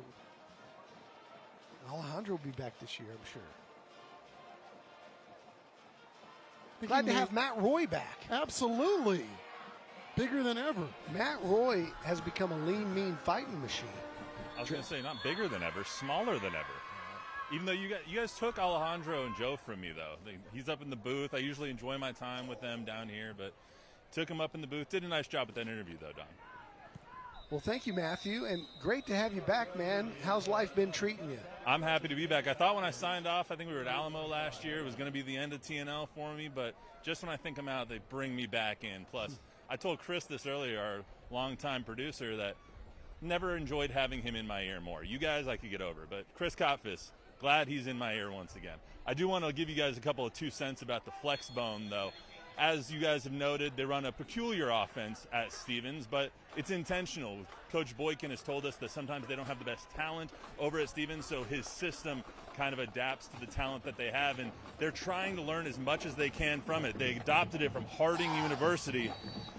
And if you don't know where that is, it's because only 24,000 people live there. It's in Searcy, Arkansas. Harding University was the 2023 national champs in Division II, 2025 runners-up, and Coach Boykin sends a couple of coaches out there to learn all he can about the offense every offseason. Feels like it gives them a competitive edge, and it's a difficult offense to guard, but obviously the Veterans Memorial is doing a pretty good job of it, guys. Glad to be back. I thought Harding was also the school that never punted. Why would you punt when you're scoring every drive? Well, they go for it all the time. They have a and they onside kick or something like that. They onside kick after every score. They're very aggressive team. The best thing about them is when they won their national championship, they beat Colorado School of the Mines, who is the biggest rival of my Fort Lewis Skyhawks. So go Harding University. Okay, you want to hear a funny story? Of course you have a story for this. We were at a dinner party. We were at a gala, my wife and I. We're sitting at a table with other couples, and it was loud. You couldn't really hear great. And so-and-so was talking about their next-door neighbor who I think played at Smithson Valley, and he got a scholarship and was going to go play at the Colorado School of Mines. And they said that to another one of the ladies that was at the table, and she goes, "They have a college for that?" And they go, yeah. And she goes, "A whole college just for mimes?" She as in pantomime. No, she had like the white gloves and the the whole miming, like a mime. She heard School of Mimes instead of mime. You should have told her. Not only do they have one in Colorado, they have one in South Dakota as well, who's also in the same athletic conference, the Rocky Mountain Athletic Conference, the RMAC. Yeah. Well, hopefully there's not a college for standing there silently and refusing to talk with white gloves on. What if there's just a college and a mine? It would make it the College of Mine. I missed you guys. Yeah. Colorado. I missed you too. This thing's gotten off the rails here early, you can tell. I've never laughed so hard thinking about her believing that there was a university where they taught pretending to be in a box. It was even better, though, while you were pantomiming it out here in the booth when you were trying to get me to understand what the heck you were talking about. It's hard to describe a mime. Yeah. I knew that was coming, Chris. Sign language. Yeah. It's a Papa John's first down for the Veterans Memorial Patriots that lead this 17-0. They sling it out on first down for a 5-yard gain. MJ Sparks completing it to Zayden Ortega, who's already had a big night tonight with a touchdown. Get within 5 minutes of the end of the first quarter here. Going pretty quickly here. 2nd and 6. He'll run the same play. They're playing so far off of Ortega. They complete it real close to a new Papa John's first down. And yeah, while you're trying to figure some things out, if you're Stevens, right? Go back to basics, and that was one of the keys to the game tonight for them, which is keep everybody in front of you. You give up the small chunks, don't give up the biggie. We'll try this side, that bubble that worked earlier. Look at the just electricity of Chance Perez. Man, he has really shown some shifty feet here in the first half. Yeah, we talked about this guy, but they got Jalen Lewis, who you've also talked about, and he's their go-daddy. He can really fly. They got sophomore Isaiah White, who was on freshman team last year. I mean, abundance of riches outside for Veterans Memorial. They're just kind of in their bag right now, feeling it, going right, going left, going up the middle, mixing the run and the pass. As Gabriel Gonzalez, who scored a touchdown earlier, goes ahead for about 5 more. Now they throw the little slant and fighting his way down inside the 10 and inside the Bexar County Sheriff's red zone is big number 83 Isaiah White. And again, he's just a sophomore. All right, we even talked about Pacheco, returning starter, and then A.J. Grissom will also play some defense. So a lot to keep your eye on if you're the Stevens defense. That should be a free play. Instead, they blow it dead. So instead of offsides, it may have been false start. False start. I'm ready to be on the offense. 5-yard penalty. Still first down.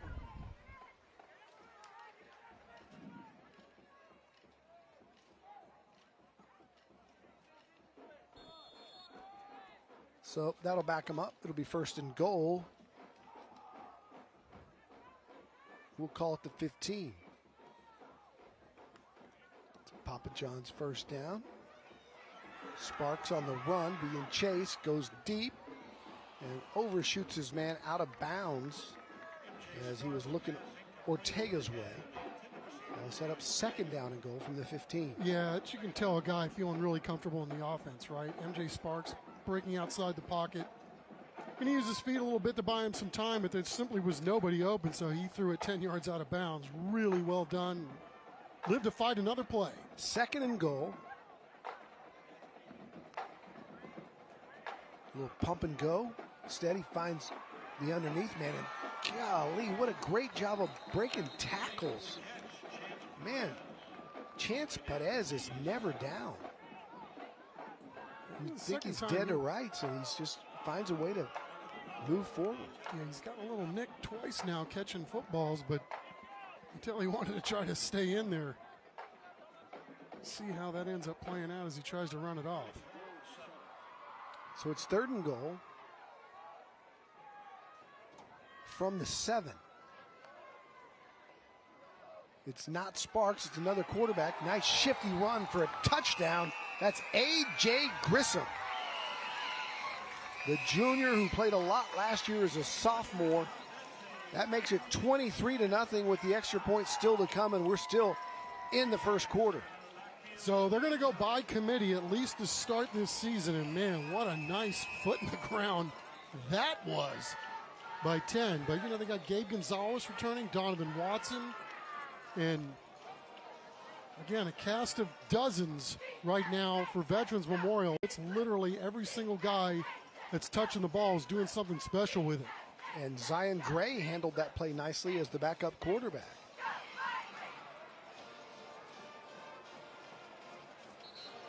And the extra point will be blown dead pre-snap.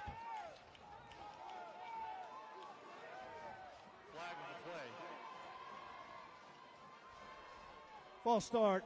Call offense. A false start on 5-yard Veterans Memorial, penalty. so they'll back it up. Retry.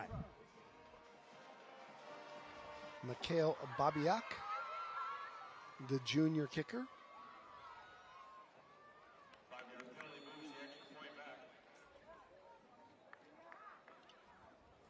Already has a field goal on the night of 26 yards. And that one is right down Main Street.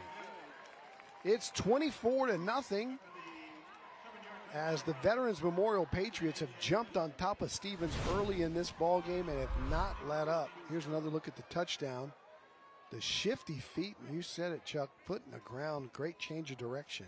Yeah, and as I understand it, A.J. Grissom, this young man, he's the next dude coming up for these guys. I mean, the way I understand it, he's got an offer to play in the All-American Bowl and also in all advanced classes as well. I mean, these dudes are just, they're not only talented, but they're straight A guys too. I mean, this is really something to behold. The talent on many levels of some of these ball players here tonight. And we're back in 15 seconds. Keep your lawn looking its best with Big Tech's Backflow and Irrigation. Schedule your sprinkler check service and improve your system's efficiency and accuracy and save you money. Call and schedule today. Big Tech's Backflow and Irrigation. And we're back. Stevens ready to field the ball. 2:54 to go here in the first quarter. Morgan Sanchez deep. Haven't seen him touch the football yet. He's going to let that one bounce through the back of the end zone for another touchback. And so this Stevens offense, B.J. Hall and company, hoping to get something going. They're a little shorthanded tonight. Their star running back, Trayvon Batts, is out with injury, and so they're going with some of the backups. And we talked earlier about Edgar Valdez, 3-year starter on that offensive line, kind of leading the way up front for Hall and company. 6'1", 270 pounds. Part of our foundation services player spotlight. Here's Hall. Ball's on the ground. He gets out of it, fighting forward, and a nice job to make a little something out of nothing. After that play looked like it was a disaster from the get-go. Well, so they're also missing their second string running back as well. So they've gotten some injuries that they've had to deal with here at that spot. You know, when you run this offense the way that it is, you got to have a lot of guys be able to do it. So it's less dependent on maybe the personnel that you have back there. But however, if you take the top 2 guys that you earmarked as your running backs to begin the year and you don't have them to start, it might be a little difficult in terms of sledding here in week 1. Offense. And Number now 11. they're shot in the foot with a false start. Again, it's week 1. This is things to be expected. We've been doing this long enough in high school football. This is not uncommon for teams to have jitters, execution problems, little nerves going on. The delay probably didn't help. And just not their best start, but we've got a long way to go. They're just going to want to make baby step improvements by the time they get to district play. Hall's going to keep here. Had his intentions of running people over and took 3 Patriots to bring him down. And he's going to be one banged up hombre, though, if he's the only guy touching the football here tonight. On the tackle that time, among others, was Celedano Carrillo. The senior DB. But another flag down, and that's another procedure call. That'll back it back up to the 20, and it'll be second down and about 15. Inside of 2 minutes to go here in the first quarter. Hall checks his wristband. Gets the play.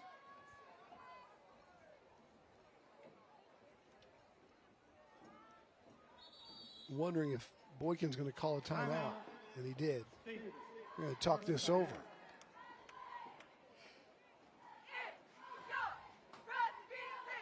Let's flash back to TNL in 2022 for a great play.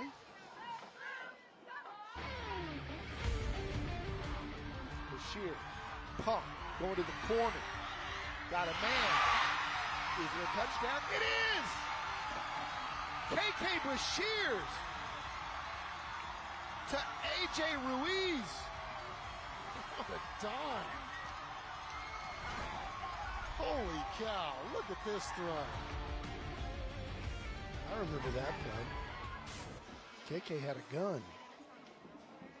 Had a big night that night. Yeah, he sure did. Let's take a look at Coach Boykin and the Stevens Falcons as they try to find something to hang their hat on here in this first quarter, which has obviously been a little rough to start the football game, but sometimes down it only takes one play, you get a little confidence, and all of a sudden you be able to string some stuff together and get something going. No doubt that Boykin's team will bounce back as this season goes along. There is not a finer man coaching high school football in San Antonio than Anthony Boykin. That guy, he's in it for the right reasons. He has created such a great culture over there on Petrenko. His off-season program, he mentors kids. He's built a great FCA program at that school.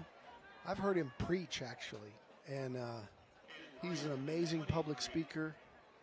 And as I said, in it for the right reasons. He has the best interest of all those kids at heart. Well said. We'll let it fly. That's incomplete on 3rd down and 12, and that'll set up another 4th down. Really good coverage again on that back end. I mean, they had time to throw. Ball was away, but Kieran Kelly is having himself a really nice night, coming off his all-district special teams performance from a year ago. So the Falcons line up to punt it away again. And doing the honors will be Fernando Palacios. The defensive back will be the punter. And back deep to receive is Kieran Kelly.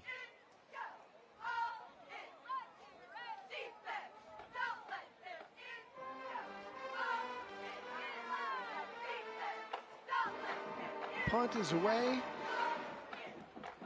Again, it's a short one. Rolls up to about the 43-yard line and out of bounds. And you know, one of the high school bands featured on TNL this year win a $5,000 band grant. It's all based on your vote. Scan the QR code on your screen. You got to be 18 and live in our viewing area. The $5,000 band grant sponsored by Christus Children's again this year. Glad to have them back. This is always one of our great features. And as the season goes on, the bands just keep getting better and better and fun to watch every week. It's sounding good tonight. Got a little extra time here to check out Chris Kopfis' highlights as we have a drop pass as Veterans Memorial begins another series. But yeah, it's always fun to hear the bands, see how they perform, and then you're right, every week we are treated to the best of the best around the area. It's kind of fun. You know, we watch football teams grow. We watch bands grow because early in the year they're wearing their blue jeans and T-shirts, and they're not really working on. They're kind of starting their fall program or whatever they're going to do at contests. As we have a big play here, it's good enough for another Papa John's first down. And then as they start to put together their contest programs, by the time we get to late October, they're in their full uniforms.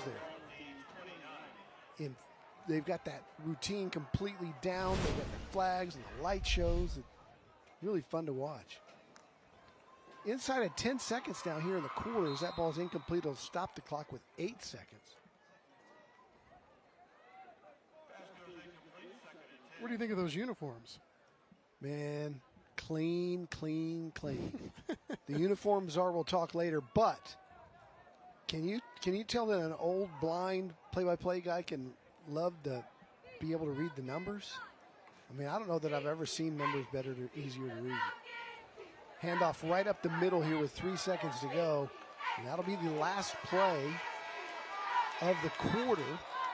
As they grind it all the way down inside the Bexar County Sheriff's red zone. When we come back, it's second quarter action. It's all Veterans Memorial at this point from Rutledge Stadium.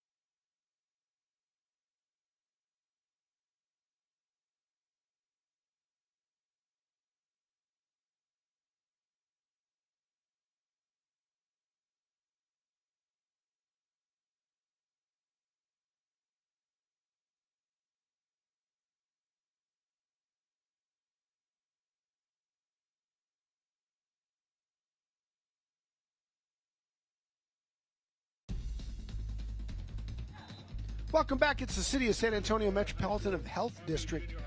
First quarter highlights, and we we're about an hour late getting started, but what we did, fireworks. First play of the game, Isaiah White going to Zayden Ortega, and then Gabriel Gonzalez went right up the middle to make it 14-0. He added a field goal, then A.J. Grissom added a touchdown. You blink your eyes, and it is 24-0 as we start the second quarter with the Patriots on the move again. Sparks going to throw it out wide on the slant. It's caught. He's got another receiver. Chuck, you weren't lying when you said they have so many different weapons, and that time it's Eric Pacheco. Yeah, I mean, when you look at their record last year, and obviously, again, you know, when these teams play in a tough league, both of them, right? So when you see, I only won a couple of games, you know, you're thinking, well, you know, they're going to be down forever. It's like, I don't know, man. I mean, this is, you know, it doesn't take long for a team like Veterans Memorial to figure out what's going on, what works best for us, how best can we utilize it. And, man, are they off to a hot start to the 26th campaign. I mean, yeah, when you're playing people in your district like Kerrville, Tybee, and Alamo Heights, and Bernie, it's not easy. But, you know, we've covered them throughout the years and been out here before, and they've always had good athletes, and they've made the playoffs 5 times in recent years. So they'll be back, going deep to the end zone, going up and getting it. Touchdown. What a catch. It's the same guy that caught the first one tonight, Zayden Ortega. He juggled it, but he got possession late and got his foot down. What an impressive play by that young man. Talk about high point in the football. Zayden Ortega. This is going to look better on replay than it did live. see how they're mixing and matching guys too? I mean, bringing over some guys from the defense. I mean, I don't even have these guys on my notes, and they're doing their thing. You know, what's fascinating too is it actually wasn't bad coverage down there. It's good coverage. He went up and took it away from him at the highest point, and it didn't snatch it on the first try. It bobbled, and I didn't think he was going to get it. Let's look at it.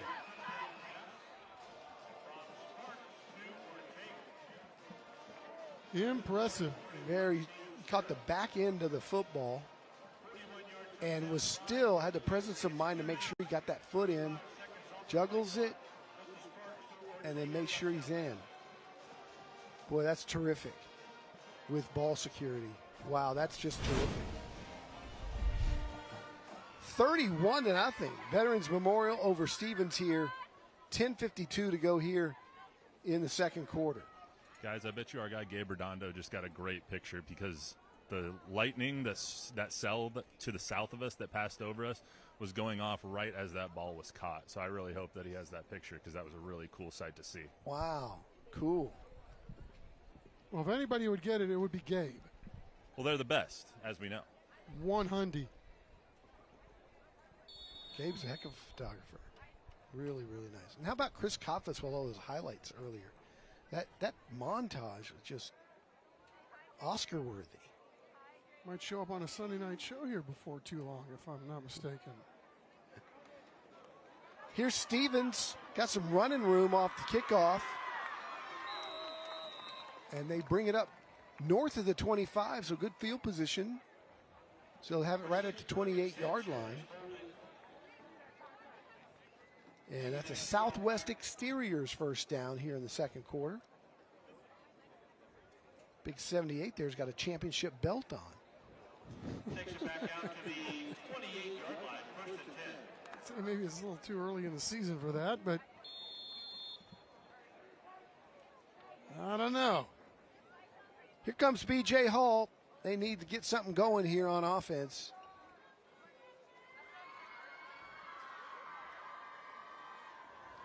He's going to fire it to the near side. Doing the best he can with it to get out of all those blue jerseys. And picking up a nice little gain is Morgan Sanchez. Heard a lot about him, Chuck, this week. Talking to his coaching staff. They really like him. All-district player from a year ago.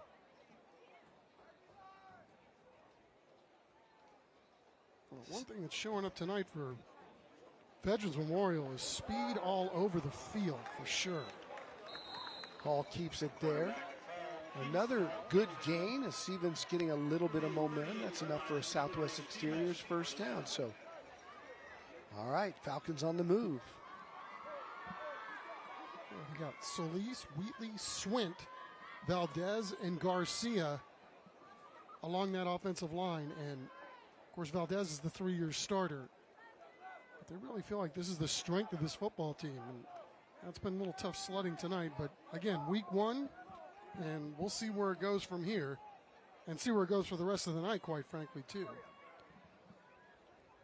I'm sure Coach Boykin just wants to see incremental improvement each and every snap, drive, possession, quarter. Hall's going to fling it out, and that's the speed you're talking about. Closing quickly to make the play was number 3, the corner there for the Veterans Memorial Patriots. That's Kieran Kelly, who also is their deep man on the returns, and just great pursuit over there to knock it down. He did everything he could, right? Playing right alongside the receiver, on him like a glove, and then laying out to get the PBU. Kind of textbook, right? Handoff inside for a couple. It'll bring up 3rd down. Be about 8.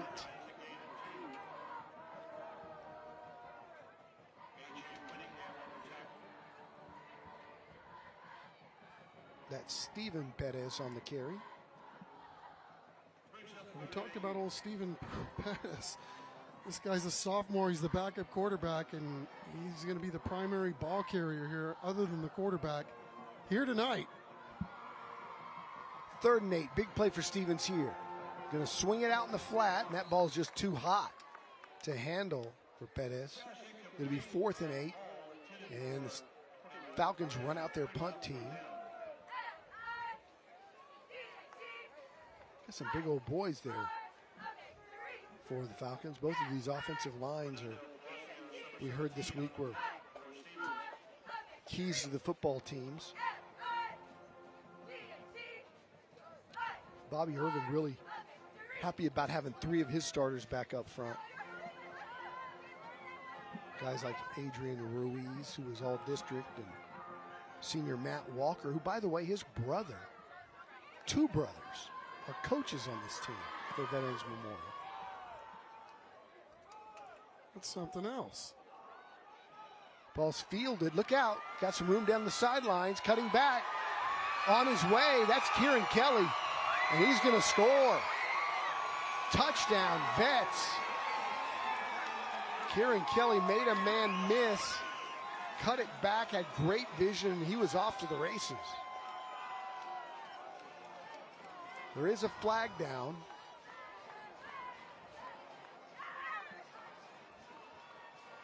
We'll see what the flag is, but really well done by Kieran Kelly setting that thing up. I mean, obviously, he didn't know if he was going to field the ball or not. And then once he did, his vision, particularly downfield, I mean, he was super patient before he took it to another gear and waited for that last guy to help him get downfield with the blocking.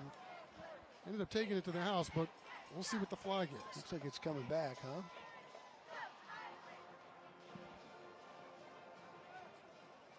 Well, I know Stevens is hoping that's the case. We'll see where it was spotted, where the foul occurred. Illegal block in the back on the receiving team. That's a 10-yard penalty from the end of the kick. First down, Patriots. So it's a 10-yard penalty from the end of the kick, not where the where the block occurs. Did they call it right there? Yep. It happened right there on the 30. So good call. You see, as he waited, he just a little sidestep back inside, and then a little help there from Douglas Duchesne out there, number 19. Don't know that it would have he laid off, it would have changed the play. So that's one of those that you don't want to do that, especially as you get further down in the season, the games that matter. Sparks completing that bubble. He likes that route. He's thrown it 3 or 4 times tonight to both Perez And Ortega, that one to Ortega. Yeah, and that's the one thing, too. Like, if you're talking about doing a block in the back, don't do it near the football because that's where all the referee's eyes are, too. Second down. They'll hand it off. Going over the top for the successful leap is A.J. Grissom. You said he's got offers and got eyes on him. Yeah. What athletic ability. Underclassmen and using the invisible ladder, as it were. Mercy. Get you some air, big fella. Now Sparks looking deep, fires. That ball's incomplete. Good coverage out there by the Stevens defense. Man, did he get up. He did. I saw something really interesting from the Veterans Memorial guys before the ball game, Don. They were, lined up 6 on each end of the sideline there, and they were playing catch with tennis balls. I mean, talk about something you don't see very often that you know is going to help guys with hand-eye coordination. Really cool, kind of next-level stuff. You don't see that very often. Yeah, I remember the Alamo Heights State Championship team. Look out, right up the middle. There he goes again. A.J. Grissom, another big game. Giovanni Vizza, the quarterback at Alamo Heights on that team that beat RG3 in the Alamo Dome in Coppers Cove for a state championship. They did that. Inside the locker room, they had a jugs machine with tennis balls. And they would take them at short range, and they were dialed up pretty smoking hot, and you had to try to catch those tennis balls. And they let me try a couple, and it was not easy. No, not right? easy. I mean, and if you can catch a speeding tennis ball, right, you should think you'd be able to catch a football. If you can catch a wrench, you can catch a one at the dodgeball line. Yes. Grissom again. He's having a big night here. The hat comes off for number 40 for Stevens. That's Alexander Hernandez, so he'll sit out a play. Yeah, it's time to give some love to them big dudes up front for Veterans Memorial. You got Ruiz, the senior, at left tackle.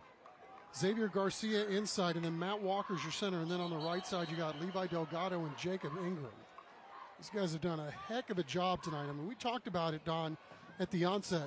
Stevens really felt like the strength of their football team is up front on both sides of the ball. So kudos to these Veterans Memorial guys for the way they have started the new campaign.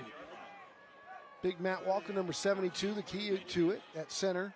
As I said, he's playing for his two older brothers, Josh and Thomas, both on this staff.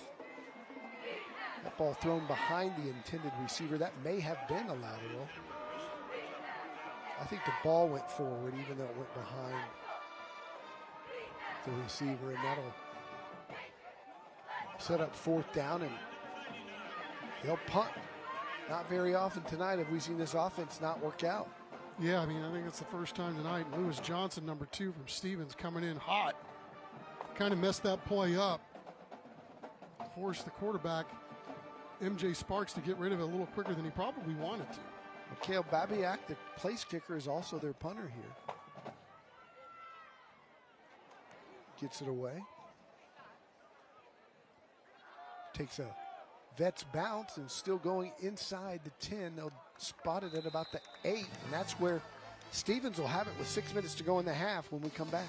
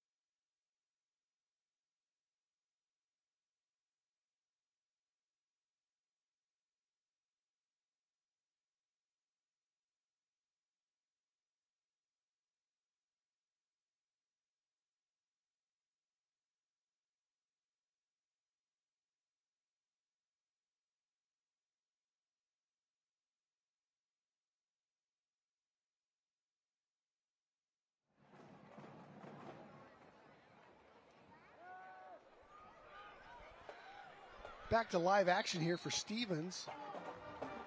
And there's a nice gain there. On first down, Southwest Metal Roofing's first down by Ruben Delgado.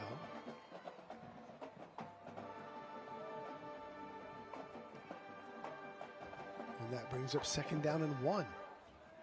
They had it inside, just hunting for contact. I believe that's going to be enough for Southwest Exteriors first down. Yeah, nice run there, nice tempo, and running downhill. It's the first time all night we've really seen Stevens kind of dictate where the ball's going to be going with authority. I don't like it. See more of it, says Stephen Pettis. Nice keep by B.J. Hall. Good yardage there.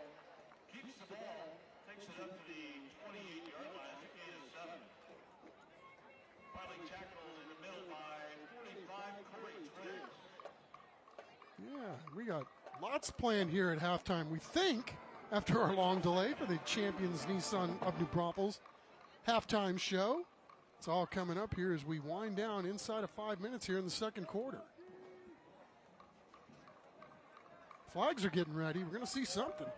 Nice to have another new sponsor, Champion, on. Welcome aboard.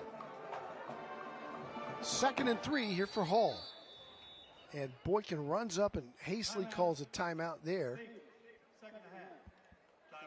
with 4:14 to go.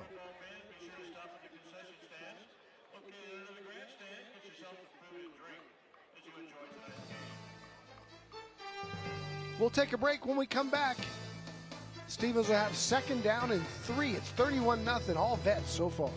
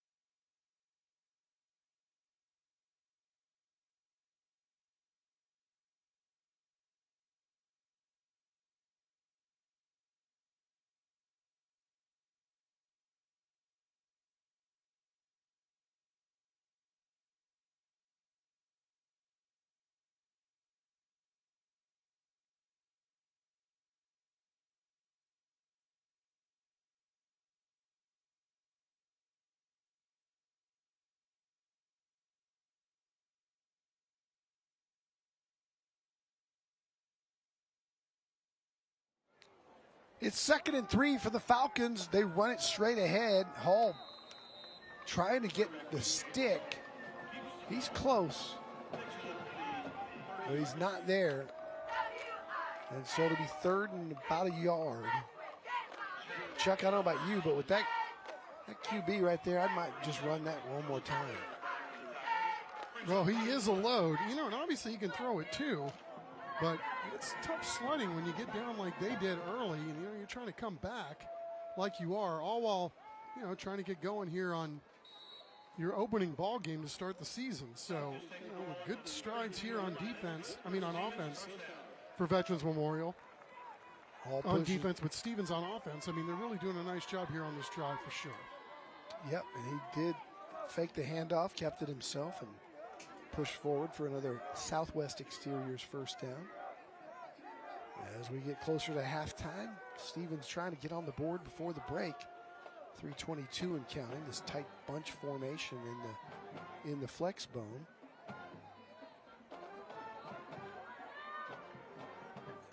Window dressing here, pre-snap, and there was some movement on the left side. I believe that's going to be a false start on the Falcons.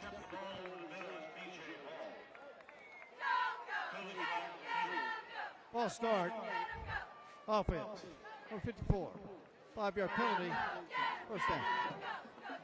Yeah, I mean, if the communication isn't on point, you're going to have some difficulties getting this offense going. And right now, Veterans Memorial's got 9 guys in the box. They're doing a nice job right there. So 80 with the flag as well, but that play was going nowhere, even if there wasn't a flag.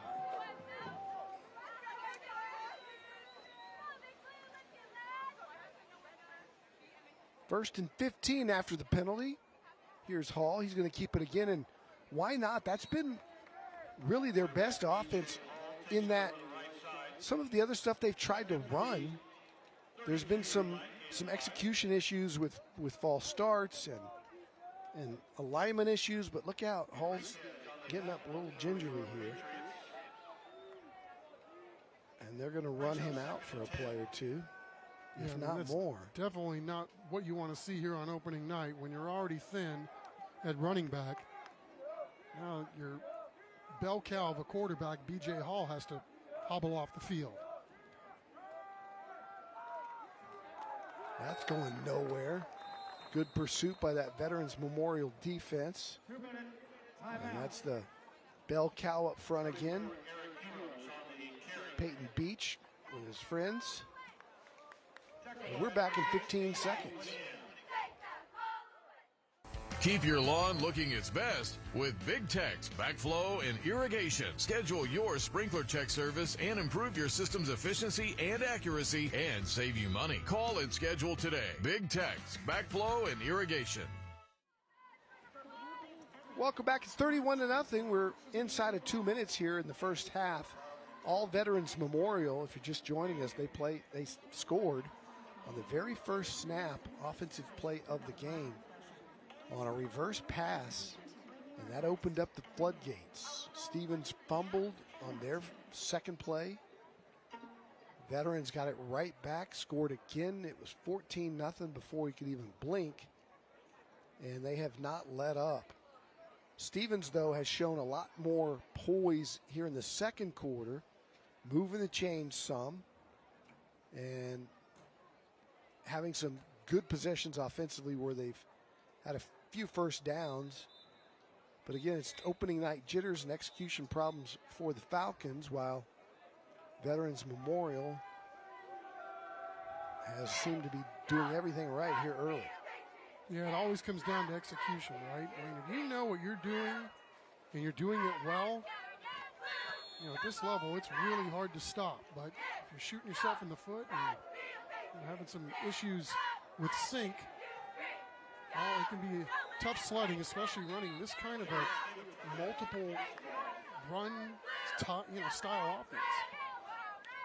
So Zion Gray's the new quarterback, the backup quarterback is Steven Perez, the sophomore there. And that's him on the carry. I've seen him as the running back as well. Caught a couple of balls here tonight as well. He's in for Hall, and now there's another stoppage as they're going to talk this over with 1:50 to go.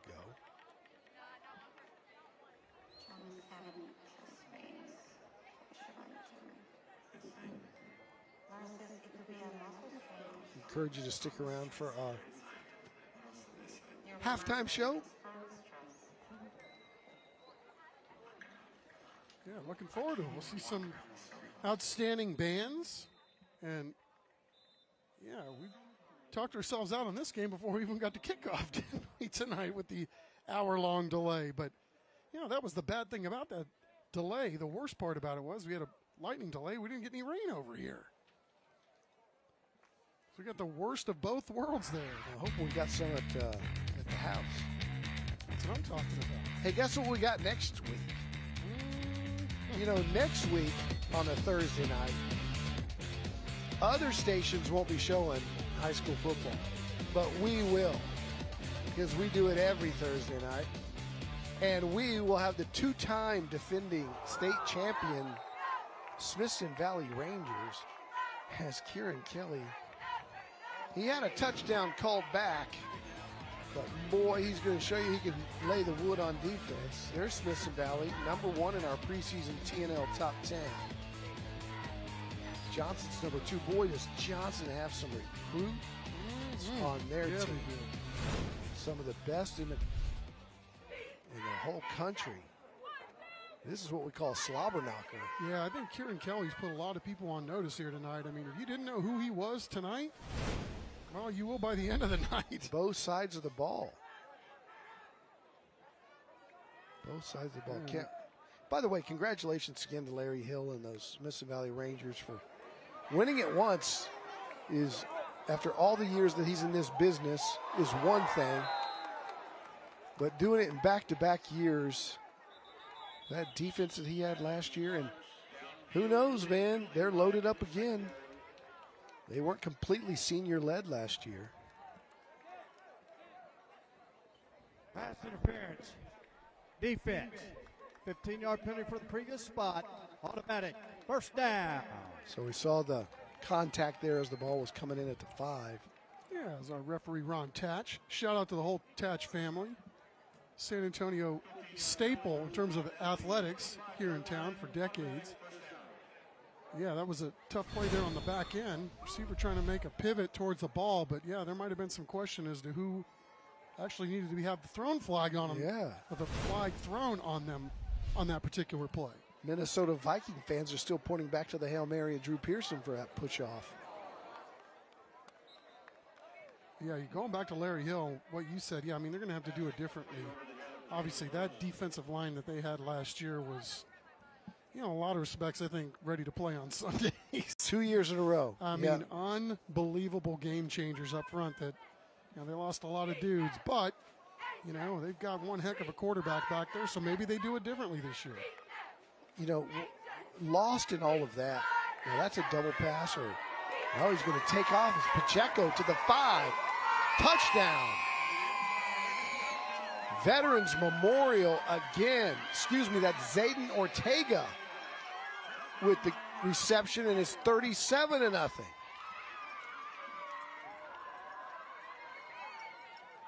Well, they love running that bubble screen, and to this point, Stevens has had no answer for it.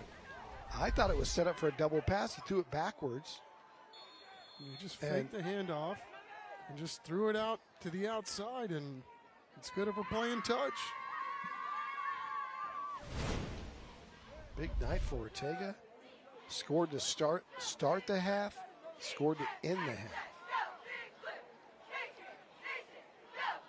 Babiak will try to make it 38-0 with a $1:25 to go here in the second. Yeah, they're having success with plays that they've run. So, you know, if you're on Veterans Memorial's schedule, you're hoping you could see a little bit more of the playbook here tonight on opening night, so you know how to defend these guys going forward. But they haven't had to change it up too much because of how well they are executing the plays that are being called. So here's Babiak.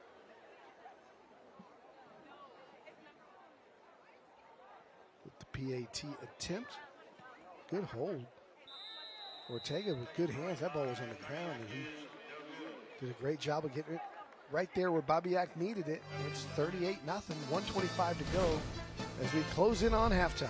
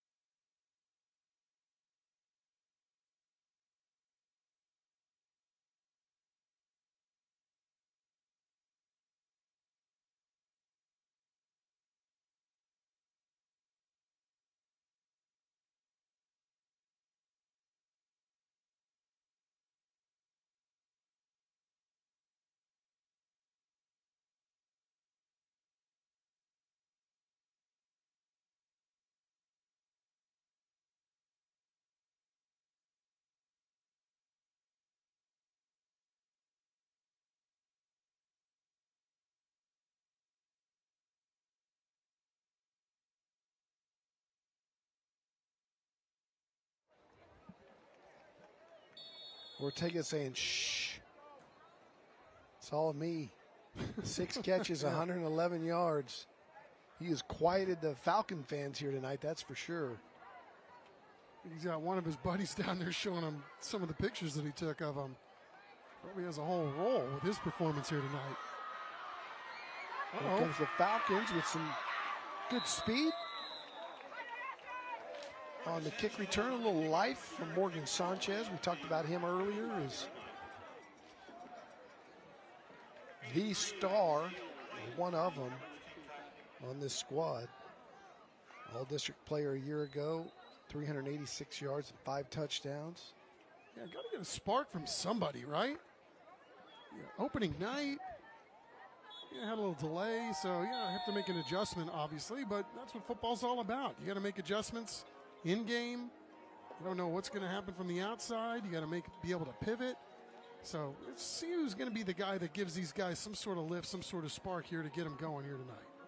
Yeah, and you got to wonder if Hall is done for the night after he limped off. Perez comes back out at quarterback for a Southwest Exteriors first down. 1:17 to go. Throws the little hitch and completes it. They'll go fast, try to get on the board before halftime. That's Ruben Delgado on the catch as you look at Hall. Still got his helmet on. Probably trying to talk his way in. Down 37-0. That's your starting quarterback. I might be inclined to keep him for next week. Yeah, I think their problem is personnel at this point, running this offense and the style in which they play. You're already down a couple of guys to start week 1 or week 0. So you may have to get back out there at some point, although they've had a couple of nice little plays here to start this drive. Barra's going to throw it. That ball, again, another good jump by Kieran Kelly, but it is completed to Sanchez. He got it in there. Yeah, nice poise by by Stephen Pettis. Just a sophomore, and it looks like he's not too afraid of the roll right here. Could be the last play of the half. And he's brought down with 1 second to go. They're going to stop the clock. Peyton Beach is a hoss. Nope, they're going to say that's the half. So at the half, it's been all Veterans Memorial Patriots, 37-0. Stick around for the Champion halftime show. Got all kinds of fun for you. Got the bands. We've already told you about the Scholar Athlete of the Week, and let's go right now down to Matt Roy, who's standing by with Coach Irvin. Coach Irvin, start off the entire season with a trick play. How long you had that in the playbook? I won't give it away completely, but we've been working on it for a while for sure. Well, it worked gangbusters, as did most of the things for you during that half. What are you going to tell your guys as you come out with a 37-point lead in the second? Well, we've been talking for a long time to our kids about not worrying about outcomes and scoreboards, but be focused on the process of improvement. And we certainly got some things we can get better at. And so that's what we're going to focus on, and we're going to try to get better and play better in the second half. 24 minutes to get better in the second half, Coach. Good luck. Back to you guys. All right, thanks, Matt. We'll send it to break when we come back. It's our Champion halftime show right here on TNL.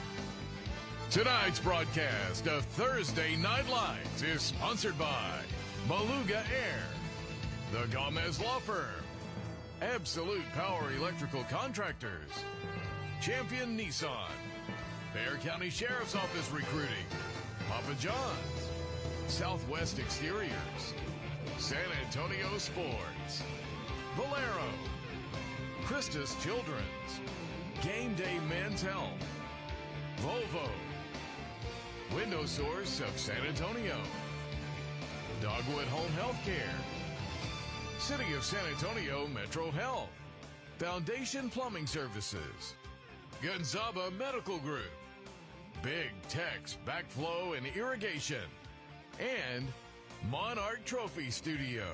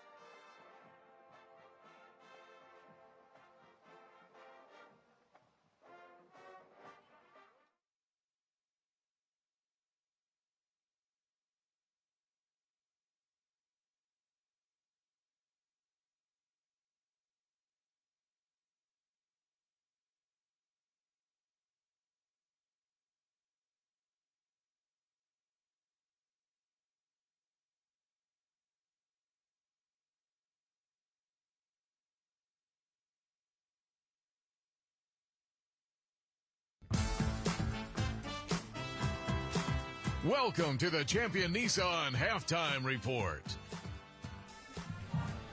Welcome back to the Beluga Air Thursday Night Lights presented by the Gomez Law Firm. Back here at DW Rutledge Stadium, 37-0 for Veterans Memorial Patriots. Just about as good as they could have drawn it up, but we know Coach Robert Irvin, and we know there's a lot of fixes that they still want to happen in this second half and going forward. But meantime, the Stevens Marching Band is on the field right now. We spoke to their band director a little bit earlier this week. Let's take a listen. My name is Adam Casiano, and I'm the director of bands at Stevens High School. I've been, my first year of teaching was in 2012, and actually began my career at Stevens High School. I never wanted to leave. Always a great community, great students, supportive administration, and amazing faculty. We had 3 weeks of band camp, and now we're into it, ready for our first game. The size of the Falcon Band is going to be nearly 200 students. You'll be catching us on our first performance of the year for Thursday Night Lights, and that's going to be, our show is entitled Uncharted. And Uncharted is it's a lot of beautiful music. We have a couple of different selections that are just really fun and interesting to listen to. Some agitation in the music, some major chords, and big, powerful playing is what you'll hear. And then for our ballad, it's a really beautiful piece of music called Wayfaring Stranger. So you'll hear two of our soloists on that piece. In our part 2 music, we are featuring our flute soloist, and his name is John. And so you get to hear us showcase our wonderful musicians that we have at Stevens High School. It definitely takes a village to do what we do. We have an amazing staff that teaches our students every single day. From our assistant directors, Mr. Williams, Mrs. Williams, and Mr. Brown, to all the techs and marching staff that we have working with our students every single day. It goes a great distance when we have such great educators working with our students. Also, getting all the sound equipment out and all the instruments ready to go and loaded on the trailers and the 18-wheeler and the moving equipment and moving props and building props. We could not do that without our booster organization. Our booster organization goes far and beyond what's expected of them, and that's just because they love seeing what their children do in this program, and they believe in this program and what it has to offer for music education and beyond as well. It is time to vote for the Christian Children's $5,000 band grant. To vote for the Stevens High School Marching Band, scan the QR code on your screen. You must be 18 years old and live in our viewing area.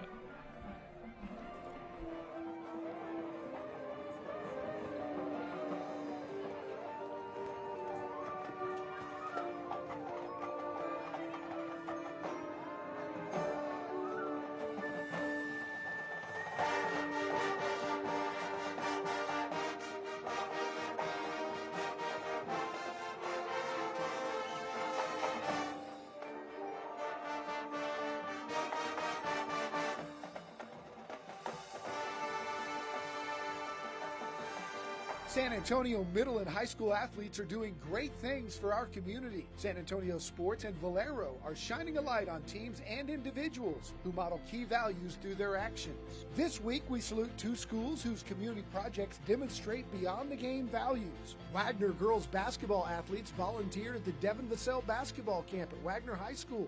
Their time, energy, and enthusiasm helped create a fun and engaging experience for campers while demonstrating the power of teamwork, mentorship, and giving back through sport. Veterans Memorial Cross Country volunteered their time to welcome Selma Elementary students back to the classroom. With smiles, school spirit, and a commitment to giving back to future patriots, the student athletes kicked off the school year by making a difference in their community. San Antonio Sports and Valero salute high school and middle school coaches who inspire their athletes to serve others. Parents, teachers, and coaches can nominate teams and individuals that go beyond the game.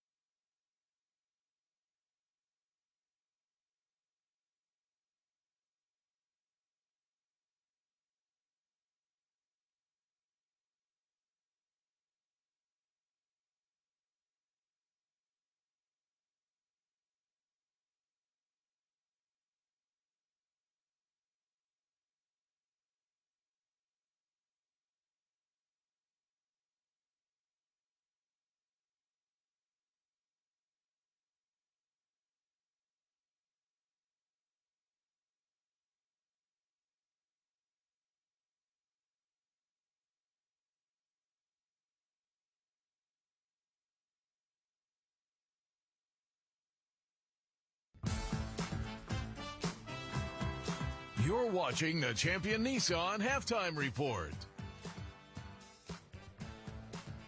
Welcome back to DW Rutledge Stadium, where Veterans Memorial is up on Stevens High School 37-0 right now, and it's time for one of my absolute favorite segments that we do during TNL. It is time for the Absolute Power Electrical Contractors Scholar Athletes of the Week. At the end of the year, we'll present a $10,000 scholarship to one of the students featured right here on TNL this season. David Chancellor introduces us to this week's Scholar Athletes from Stevens and Veterans Memorial.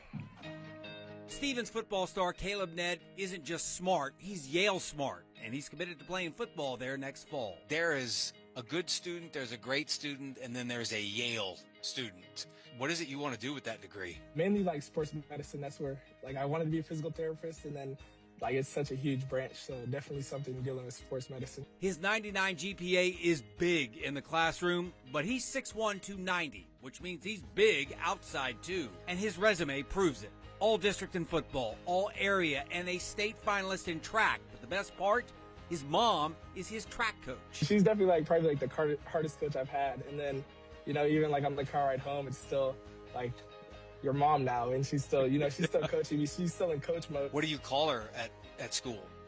Coach. Okay. All right. Well, coach when she's coaching me, but any other time she's mom. Grades, sports, and did we mention he's the volunteer king? Food bank, CBC, but his favorite thing, reading to kids. I like going to the elementary schools because that was me one day, and I was looking up to the kids that is now me. So yeah, definitely being able to be on the other side of that. Peyton Beach is a 3-sport star at Veterans Memorial, but football is king, and there's no question why. I mean, I think I know, but what is it about football where you just get going? Hitting people. I like physical contact is probably one of my favorite parts, and hitting people, obviously. He will play college ball at Davidson, making Peyton a D1 athlete. That has a nice ring to it. The coach, he was the first Division I school to offer me for one, and it showed a lot from them, and I loved the school. I loved, especially education for a school. I loved it. It is borderline to Ivy school. It pretty much is an Ivy school in my opinion.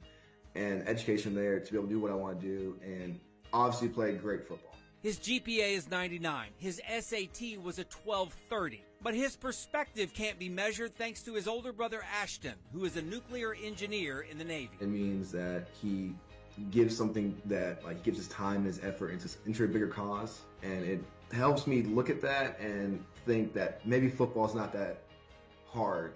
The things I give is not anywhere close to that. Peyton serves in other ways, including helping special education students through the POW program. That meaning is something he craves. 10 years from now, you'll be where? Hopefully a job that I can respect and still giving back to charity, maybe more financially then. And hopefully doing my dream job, which is being a NASA mathematician.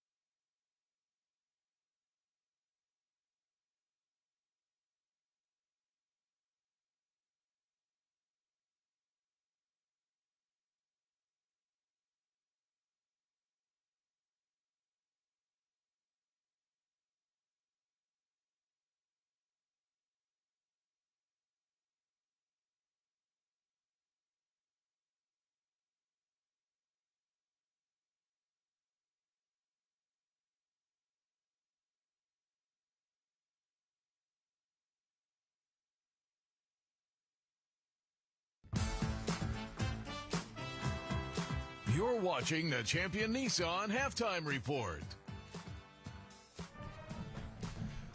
Welcome back. The Veterans Memorial High School Marching Band on the field now. The band is led by directors Jeremiah Bruni, Joshua Bollinger, and Gabriel Gallegos. The band is made up of 134 students. This fall, they'll compete at the U.S. Band San Antonio, UIL Marching Contest, BOA San Antonio, and the U.S. Band Central Texas Championships. The Veterans Memorial Band is a consistent UIL Sweepstakes Award recipient in both concert and marching performance. The marching band has earned numerous class champion and other awards throughout its history.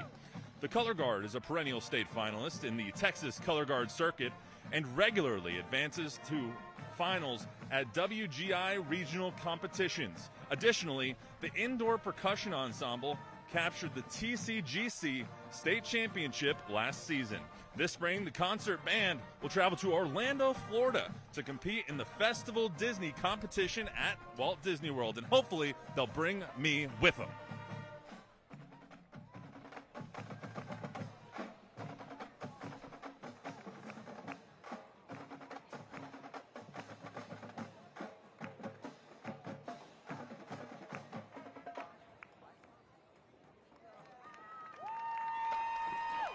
It is time to vote. It is time to vote for the Christian Children's $5,000 band grant. To vote for the Veterans High School Marching Band, scan the QR code on your screen. You must be 18 years old and live in our viewing area. Thanks again to Christian Children's for sponsoring this year's $5,000 band grant.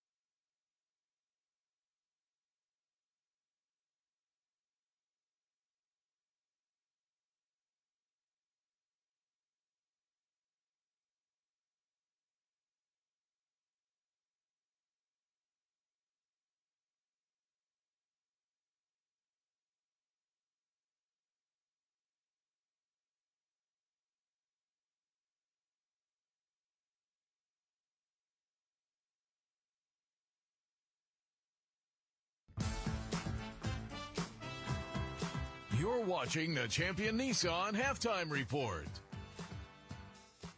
Our Champion Nissan halftime show continues. It's 37-0 as the teams get ready to come back out onto the field and get going here in the second half. And it's time for our halftime highlights.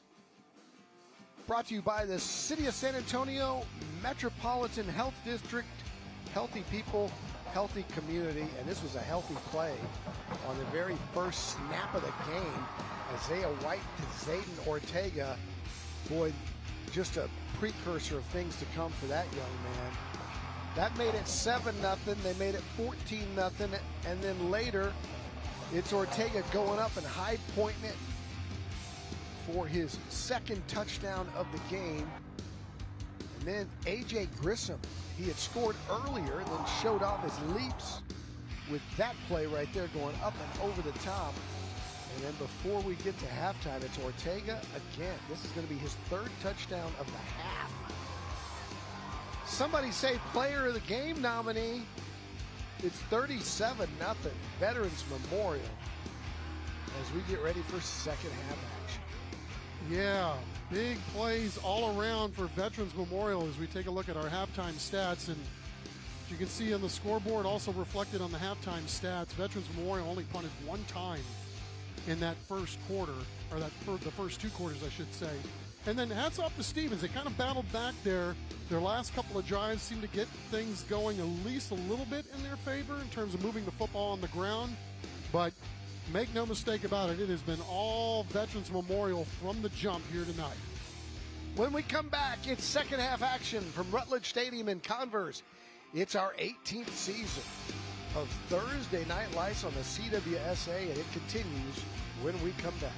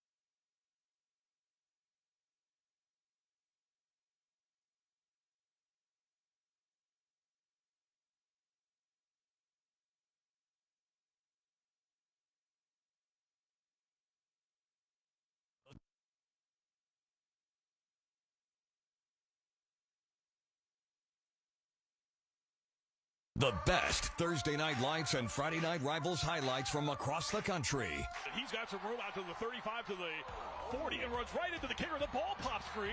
Boy, a major league collision right there, just shy of the 45-yard line. I am no longer going to be critical of kickers. Faking the toss, and it's a handoff to Vaughn. Scooting around the 25, Vaughn cutting infield, reversing to the far side. Jacob Vaughn across the 30, 15, 5, all the way. Wow! What design and what a run. 90 yards to pay dirt. Davis running a slant. They're going to try to hit him, and he caught it. He got a ball. And that's going to be a touchdown. They just continue to execute their offense in this 4-minute situation. Ooh. Oh, wow. Yeah, he's still on his feet, and he could be gone. Yeah, forget about it. Fuentes having a night in just a half. All right, here we go. First down. Oh, how about the big run off that left side? And Havili. Oh, Moa Havili rumbling for the touchdown. That right there was worth waiting around to see.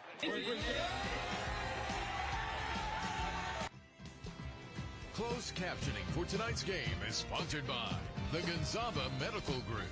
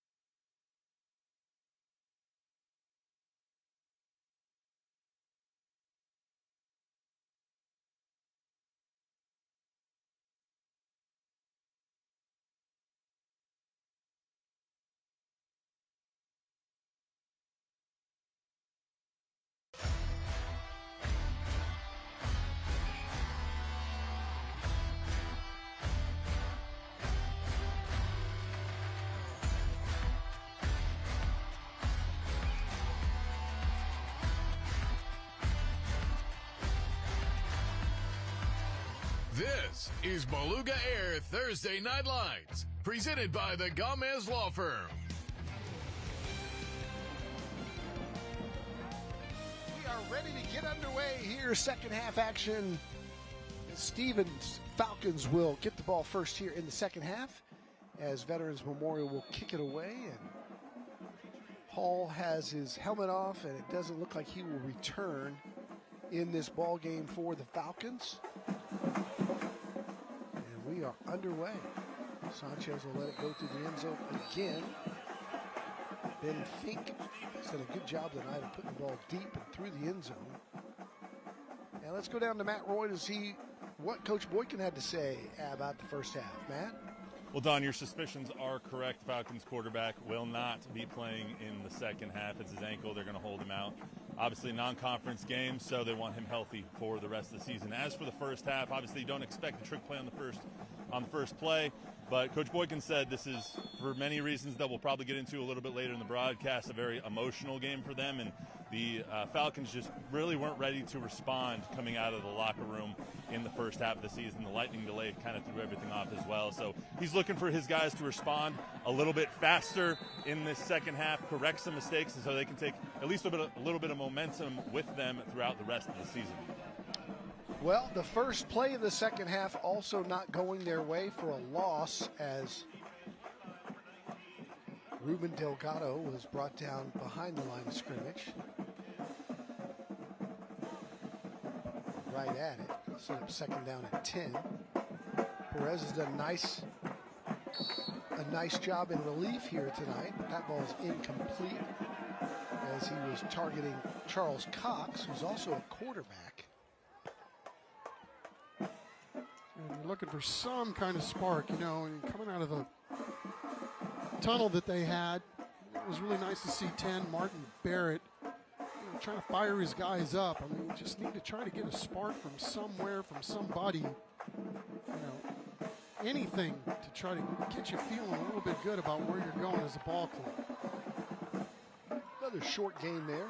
Maybe back to the line of scrimmage. Good defensive pressure up front. Haven't talked enough about the job that Caleb Ned does. He was in on that tackle too, big number 9. And that will force Stevens into a punting situation here on 4th and 8. So 3 and out for the Falcons here on their first possession of the third quarter.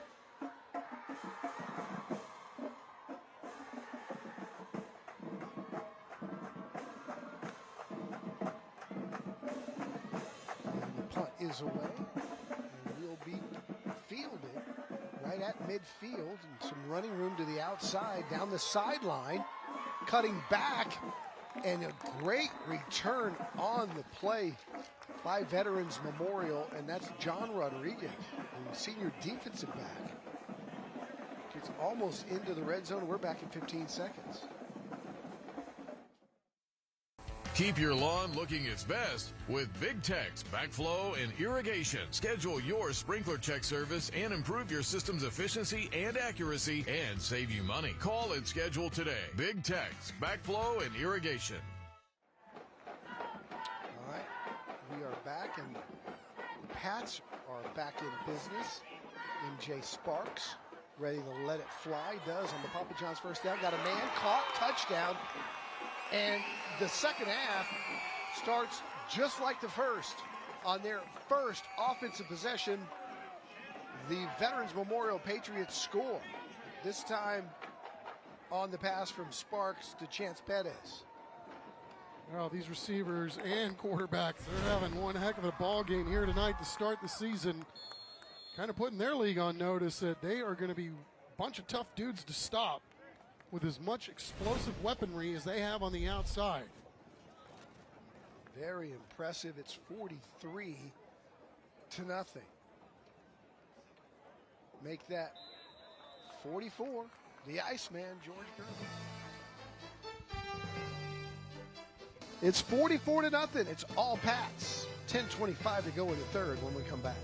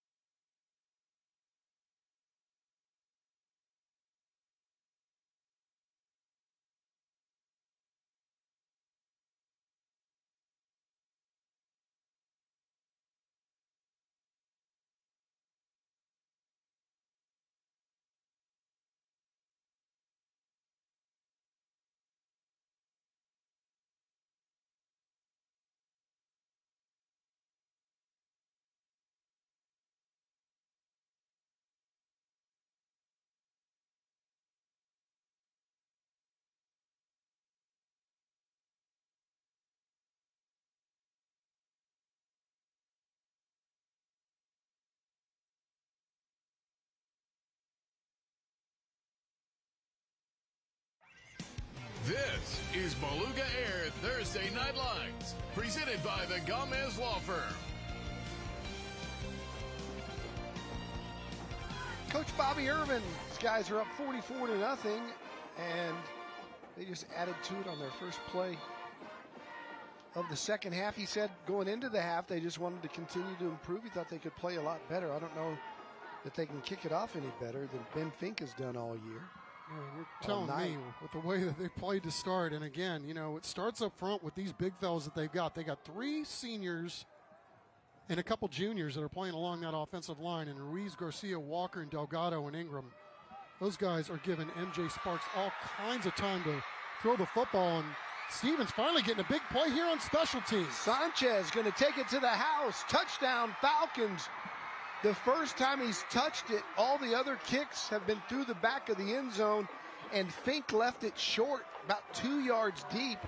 And we've been talking all night about the explosiveness of Morgan Sanchez and the possibilities. And when he got a chance to touch the football, he finally decided to field it and bring it out, and you could see the speed that everybody's talking about. Morgan Sanchez just letting it rip here on special teams, and you know, you never know what you're going to get here on opening night, especially in the special teams department. And they've had a hard time in the kicking game, but Morgan Sanchez, man, that's just what we're talking about. You need one guy, one play, and obviously it takes more than one guy to bust a kick and then return it for a touchdown. But Don, it was so cool to see how much that touchdown meant to the entire Stevens ball club over there, and I could tell, you know, with some of these guys too, especially how emotional it was for a guy like Martin Barrett, who was really thrilled. He was the guy that was getting them all fired up coming out of the clubhouse. So well done, Stevens, getting in the house. Sanchez is the holder here, and the kick is up, and it is good, and the Falcons are on the board. 44-7, but Sanchez showing off those wheels. Boykin always coaching. Anthony, one of the best in the business, as we told you, and does a great job, not just coaching football, man. He mentors these guys, and I've been able to see him interact with his students at some FCA events, and he's really changed the culture of that whole school, not just the athletic program, but their entire school. And, you know, he's got gospel music playing at practice. Jack Green was our photographer, went to cover practice, and he's like, man, most schools have hard rock going and other things going to get guys fired up, and Boykin's blasting gospel music. And he's a believer in what he's supposed to be doing for young men, and he's making a difference in their lives, win or lose, and they're going to get better as the year goes on. Yeah, and I mean, we've known that about him, right? He's got some really broad shoulders, and I don't know that we knew that they were any broader than they are these days with what he's been having to go through personally, and then also with the rest of his ball club and the rest of the student body there at Stevens High School. Just a real learning experience for all of us, and what a great teacher he is of young men. Absolutely, 100%. Chuck, you mentioned it. Good time to talk about Jaron Lawson. Back in February, as a lot of people probably know, February 10th, 16-year-old Jaron Lawson collapsed during the Stevens High School football practice. Ended up, he had a genetic heart condition called hypertrophic cardiomyopathy. He ended up passing away. That's basically when the walls of the heart become thick and prevent proper blood flow. But you'll see on the back of the Stevens helmets, they have a little 99 decal for him, and they've really been kind of handling that internally. But obviously in the public eye, a lot of things happened with this Stevens ball club, and a lot of arrows were slung at Coach Boykin. But they've really rallied around that, and it's nice to see them get into the end zone here on their opening game. That's why they said it was so emotional coming into this. Emotional after that touchdown. It's just an emotional game not having their brother with them.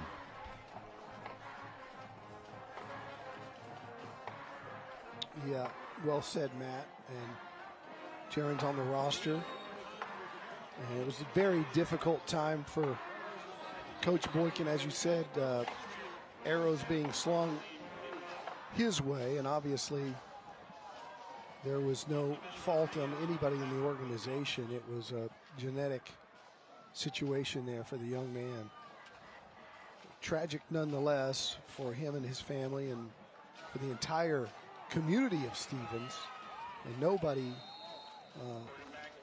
felt worse than Anthony Boykin. And like you said, Chuck, a learning experience for everybody. I think a learning experience for the community, for parents and players and coaches and media. Yeah, especially media. I mean, let's be real. I mean, these guys were all together, and one of their buddies went down and passed on the practice field while they were out there during spring drills. So you're dealing with that as a community, as a football team, as a coach, if you're Coach Boykin and his staff. And, yeah, I mean, what was being said or what was somehow being insinuated that, you know, we could go into detail, but we'll save you some of that. But, you know, I think the bottom line is, for me, I should have had his back. We know him. We know what he's all about. We know what he represents. We know that if we had kids playing football for him or daughters that were under his tutelage, we couldn't think that those kids of ours would be in any better hands than they would be with Anthony Boykin. So, you know, the fact is that, you know, the narrative surrounding Jaron's death took on a life of its own, and when it did in a bad way, you know, I think I should have made a stand, especially when we're talking about a good, sturdy, strong man and his good name somehow coming into question in all this. I mean, that narrative never should have progressed like it did on TV and on the internet until the truth and all the truth finally came out. Yeah. And we probably, I'm with you. I take blame too. You and I talked about it behind the scenes. We said, we knew what kind of man he was. We didn't go to air with it. We should have said it on the air. We should have had his back on the air. You're right. We waited for all the facts to come out, but knowing what we know about him, with all the arrows that were being slung on Facebook by parents and people around the program, and then being reported in the media as if those things were factual when they were not. You know, it's a mulligan that we wish we had. I mean, obviously, as we watch Veterans Memorial get into the touchdown, you know, I think, you know, I speak for you too. You know, I pray there are better days ahead for Coach Boykin, Jaron's family, the extended football family as well. I mean, Anthony Boykin is a man's man. You know, I can't think of a better guy to lead the Stevens program given the difficult circumstances. We talked about the emotion all going into this first game without their brother on the field. And more importantly, you know, I think what all this has taught you and I about all this too, right? I mean, the lessons are endless.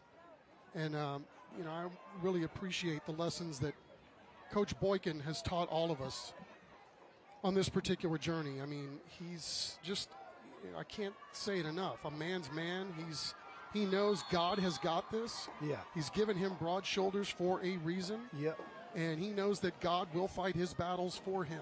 Yeah, he walks it. He doesn't have to answer to anybody in that regard.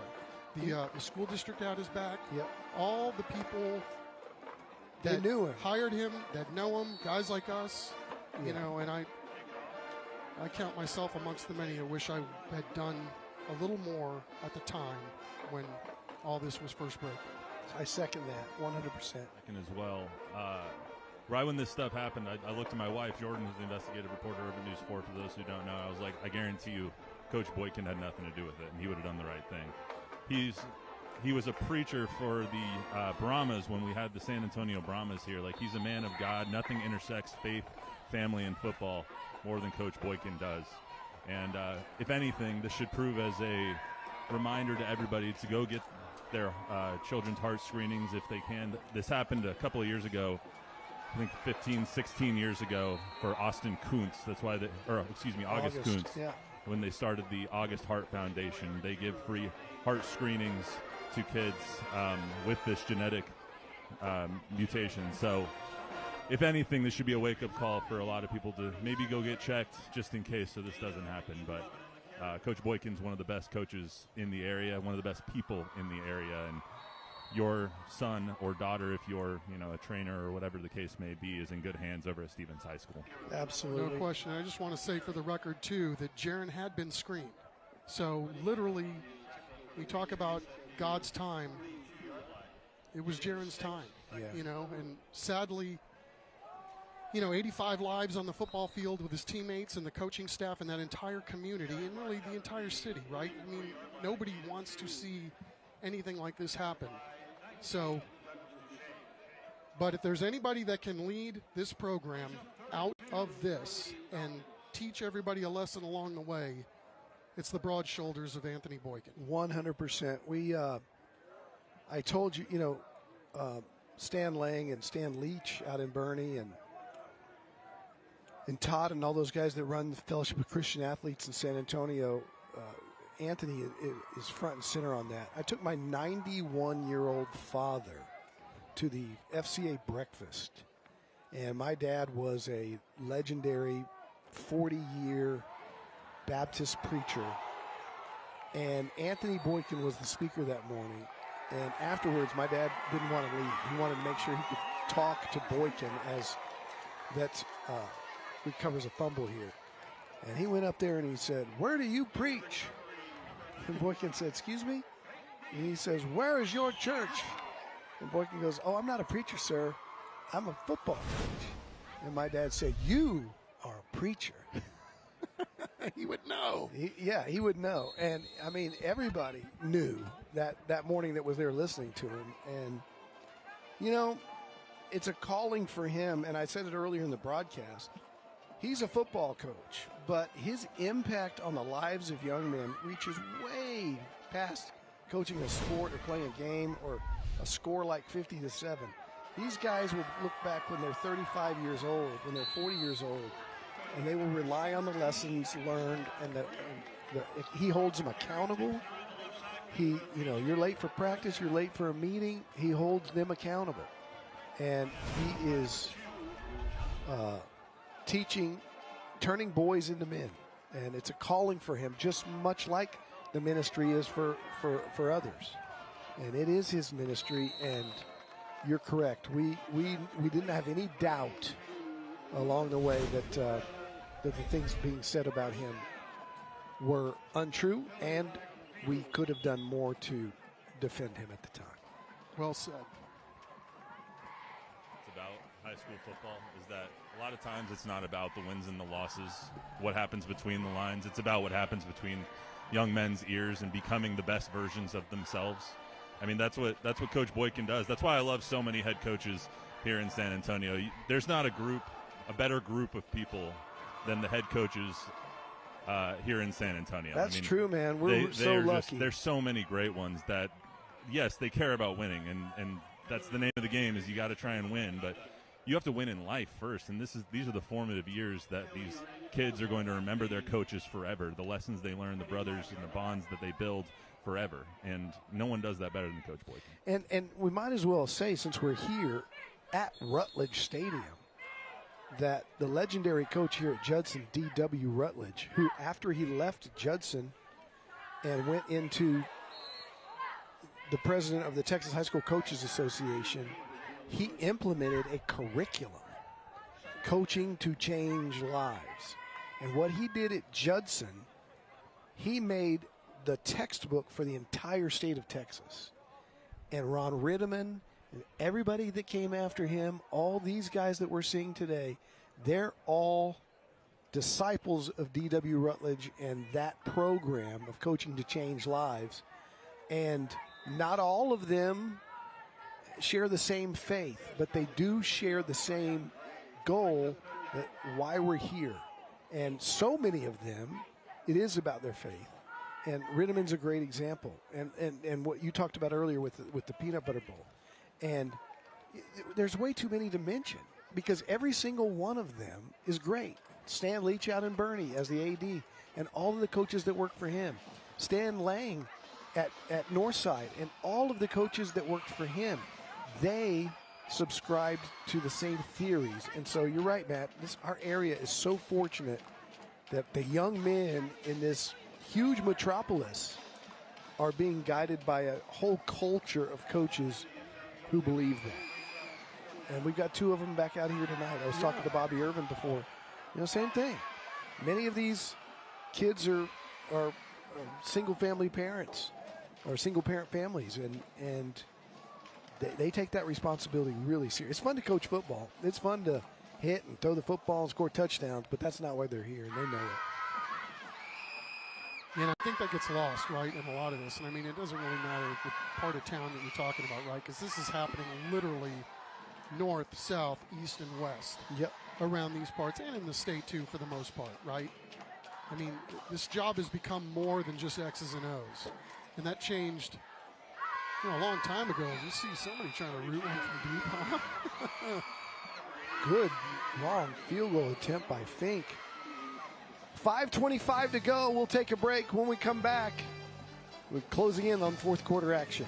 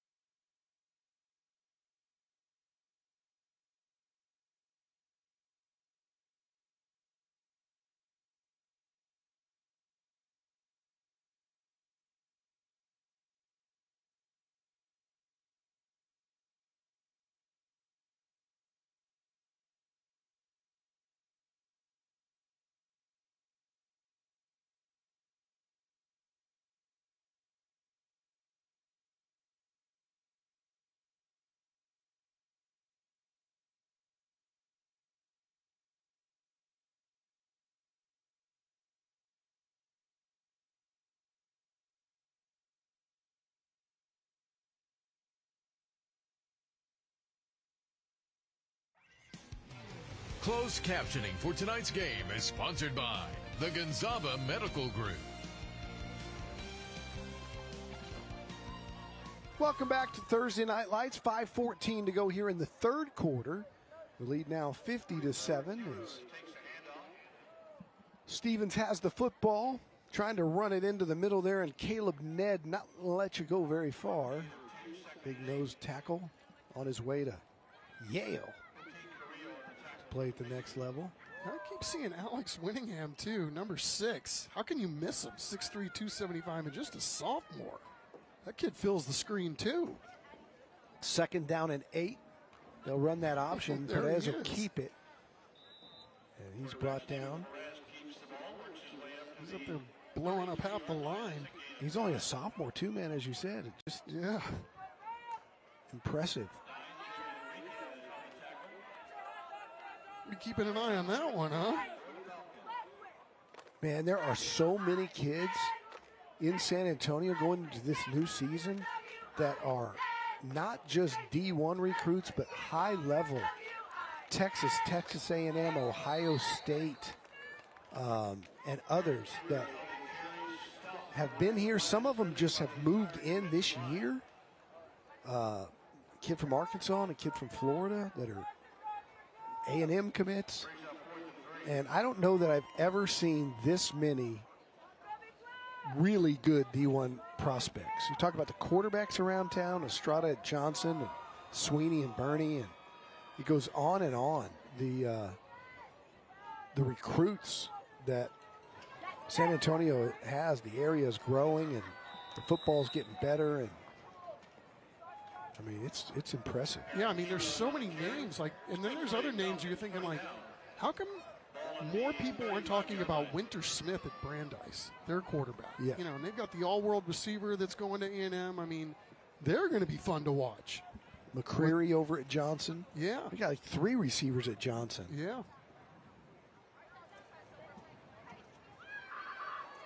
Yeah, and that kid's just going to be a sophomore, right? Isn't one of those guys is going to be a sophomore this year? Yes, not McCreary, but another one.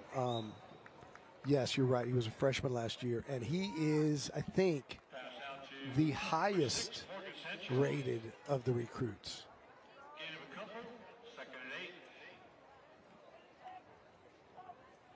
Freshman speedster Mason something? I forget.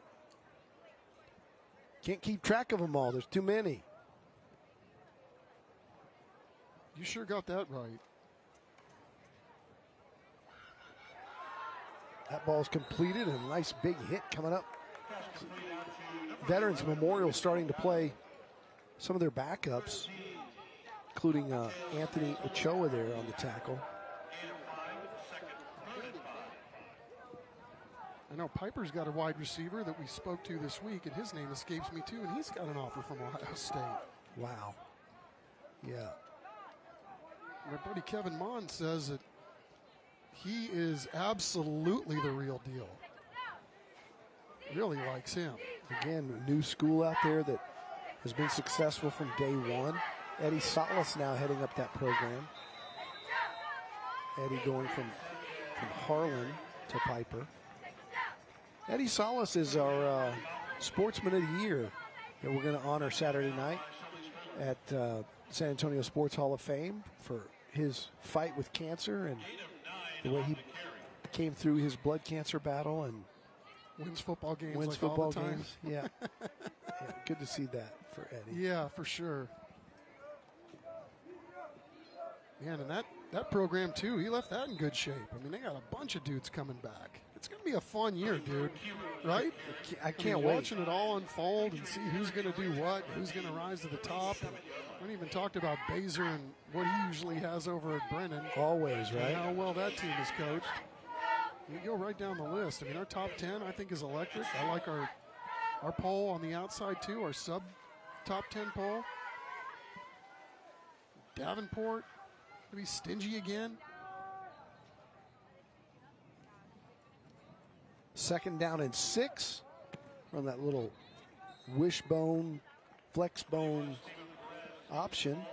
Perez picks up a few.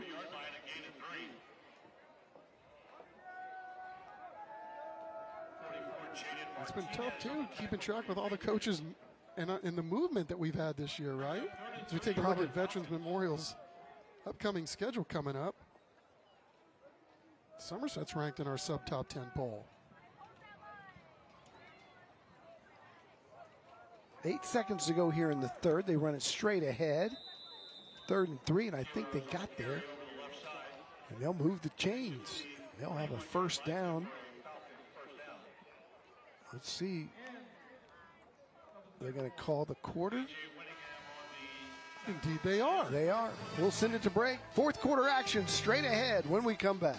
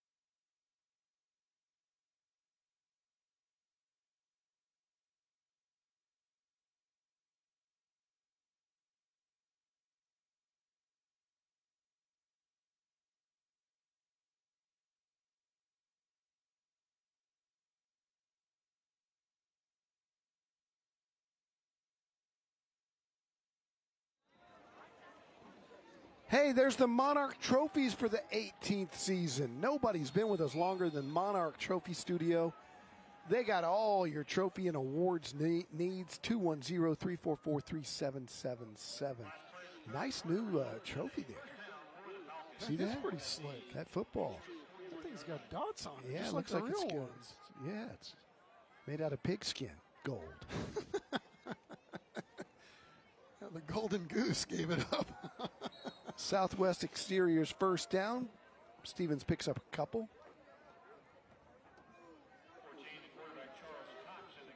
Shouldn't say that. It's inauthentic, right? We don't want calls from PETA. True that. You never know these days. You got to be so sensitive.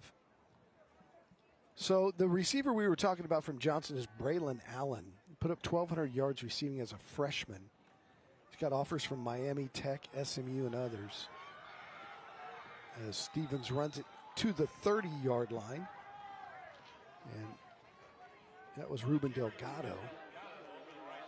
Some of the others, Braylon Booth, the defensive end from South San, has numerous offers. Hakeem Frampton is the move-in from Arkansas that's going to Brandeis. Yeah, he played in the Army All-American Played in the Army Bowl. All-American Bowl. Yep, committed to A&M. Won a state championship in Arkansas.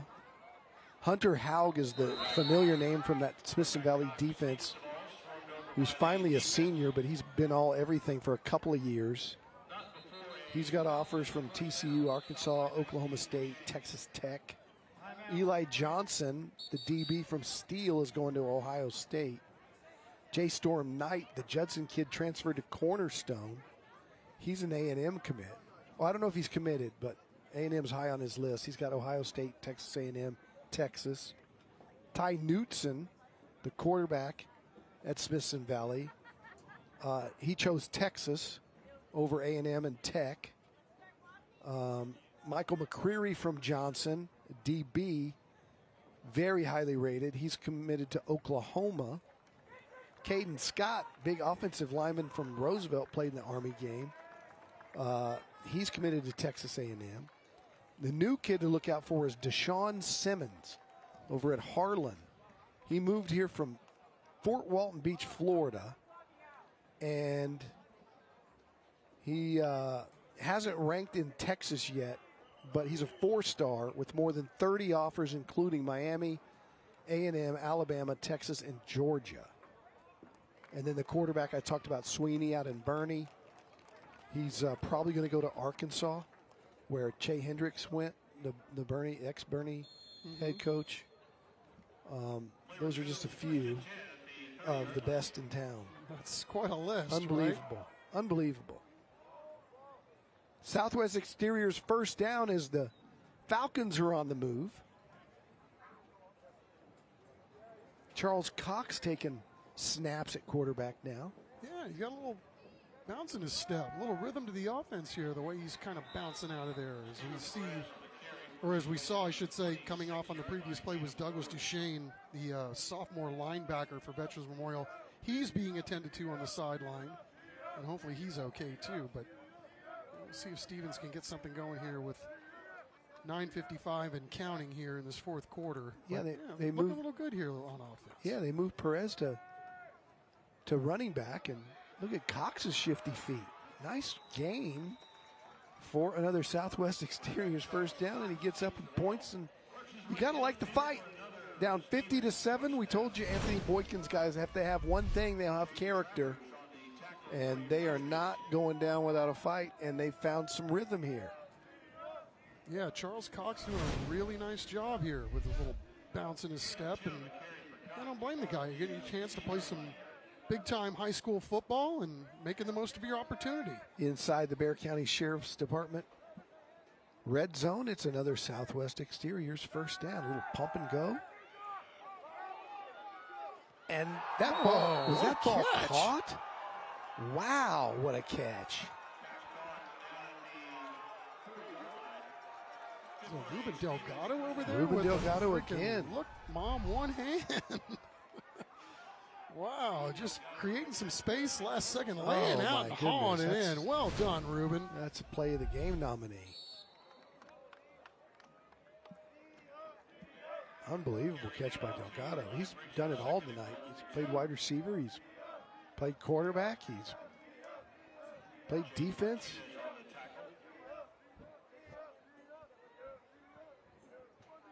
Well done, fellas. Knocking on the goal here. Knocking on the door, rather, and they get down to the 1, and Perez tried to knock it in. He's short just by about 6 inches.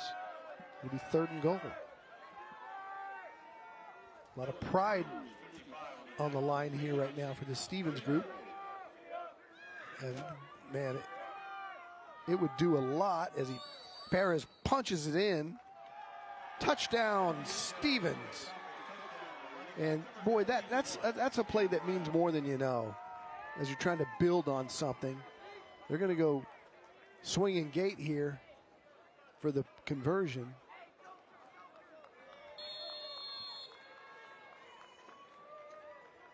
And now they're going to line it up more traditionally. Yeah, Don, I think you're right. I mean, these steps that this team is making and taking as a ball club, right? You're trying to figure out what the rest of the season's going to look like, or even what the rest of this game is going to look like. But all trying to build back from the anguish of losing a team. I mean, it's got to be a little bit of brain fog. And well done, Stevens, for coming through and showing up and making some things happen here at the end of this ball game. That's right. Keep fighting. 7:55. We're back up to this.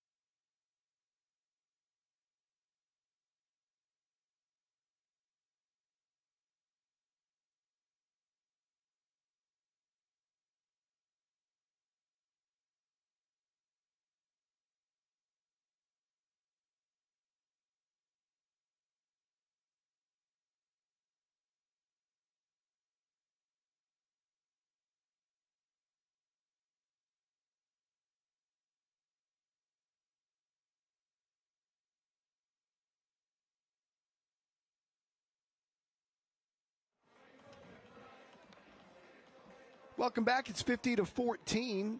All Veterans Memorial tonight, but the Stevens Falcons have done a really good job of turning that last drive, marching it right down the field with the third quarterback that they've played tonight, Charles Cox, leading the way. And we're talking about them, the Falcons, as they build on this, moving into week 2. We said it before the game tonight. You never know what to expect in week 1. And you don't expect an hour rain delay. And already Stevens was going to be playing with a heavy heart. They had that. They got smacked in the mouth on play number 1 on a trick play. And, they just kind of knocked down, first round knockdown from, you take a shot that you don't expect in a boxing match. And it's taken them a while to shake off the cobwebs, but now that last drive is something that they can take into next week and then into the rest of the season and build on. And you're glad to see that from that perspective. Absolutely. And then, on the other side of the football, it has been one heck of a performance, obviously, by Veterans Memorial. Last year, a little bit of a down year for these guys. And boy, you really, have fun looking at the tape tonight from this one and going, we got something here on this here team. Here's another one of them, Josiah Villarreal, the senior DB. Look at that GPA, 96 from Foundation Plumbing Services player profile. He's a 2-year starter, a captain. He's on the Leadership Council. He's a track letterman. Another great young man playing for the Pats here. So, got some good stories on this young man, Josiah Villarreal. This dude is the fastest guy on this football team. Don, they said they don't do 40 times anymore at the school. They lasered this young man at 22 miles an hour. Whew. That's 4.3. That's picking it up and putting him down, right? That's 4.3. Yeah. That's under 11 seconds 100-meter time, too. Yeah, fire the laser.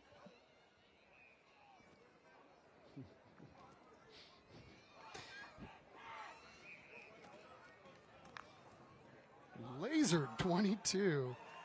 You know, Jeff Traylor told me this week that Will Henderson III is the fastest player in all of college football. Wow. They lasered him at 23, which is maybe not laser. That's catapult, you know, the thing you're wearing. He was the 100-meter champ in high school. Jack Green's got one of his races on tape, by the way, at the state meet. Of course he does. He's a 100-meter champ. He's 4.2 something. And 10.1, 10.2 something in 100 meters. He's going to be fun to watch for UTSA this year. I don't know if you remember that play. I think I showed that play to you when Owen McCown threw a pick six last year against Army. And it's going down the near sideline. And he came from the top of the screen. He was on the other side of the field. And the way he closed, he didn't tackle the kid. It was a pick six, but it's cartoonish. Yeah. It looks like he's The sped up. Roadrunner. Yeah, it looks like he's sped up. And Traylor said that play alone, disastrous play for UTSA. Doesn't make a catch, doesn't make a touchdown. Just on tape, the way he popped on that speed closing got him six-figure Power 4 NIL offers, and he decided to stay with Traylor. Wow. But, yeah, the biggest of the big boys in the state came after him. A nice little check down. But if Villarreal's running 22, oh, my goodness. Yeah, that's You don't hear about that very often in high school. for sure. Get him the ball, right? But that's the thing. They got dudes on this team, right? They got enough to spread it around and then spread it around some more. And I might add, it might be time for the uniforms. All right, take it away. I might add, both of these teams, A+. On the Stevens side, you have basically Ohio State's jersey. You have the exact same numerals. You have the exact same shoulder stripe. It says Stevens instead of Ohio State across the front. Beautiful. They go with a black pant instead of the scarlet or gray pant with the scarlet stripe. Fine. Atlanta Falcons logo on the helmet. Very nice. Clean. No stripes on the pants. Clean. And then the Patriots do their own thing. Like, they're not ripping off Tom Brady's Patriots. And it's gorgeous. Their crest is really cool on the helmet. I like the helmets better when they had the crest on both sides, but that's their own, you know. And the front of the jersey there, going into the Under Armour logo, that little, whatever you want to call that, flare of that white stripe. And the best thing, the shoulder stripes are great, but the best thing is the way that the numbers are on the back. The little outline of white around the red makes it so easy for geriatric play-by-play guys to identify numbers. Off to the races here, inside the 10 and out of bounds near the 5 is another one of those weapons that you're talking about for Veterans Memorial, and that is Donovan Watson. Had another nice play earlier in the ball game. Just a sophomore, Mr. Watson. A+, thumbs up. Both schools from the uniforms are. No critiques. You're getting soft in your old age. I like also the way they both use alternate colors on the shirts and pants. Blue tops with white pants, and then white shirts with black pants. I like the contrast. You can mix and match. I'm sure they've got white pants to go with those. But that's a cool look. You like the high top, more like shorts for Stevens, as opposed to pants all the way down? Some of them are wearing them all the way down. Yeah, more and more players are wearing their pants above the knee now. Not like in our day where you had to have, it was a rule, the knee pad had to cover the knee cap. Now guys are just wearing shorts.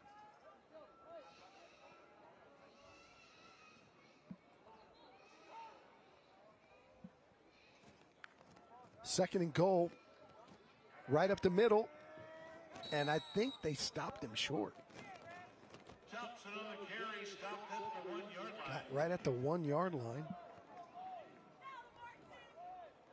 Donovan Watson. As the Pats going with their backups too, both teams finishing this one out after that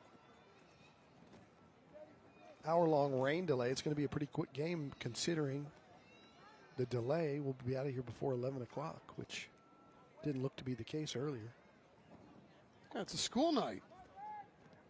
Kids got to rep it tomorrow.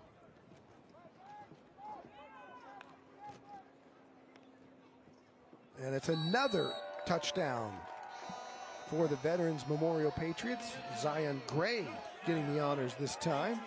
Junior quarterback who's done a nice job coming in for sparks here in the second half.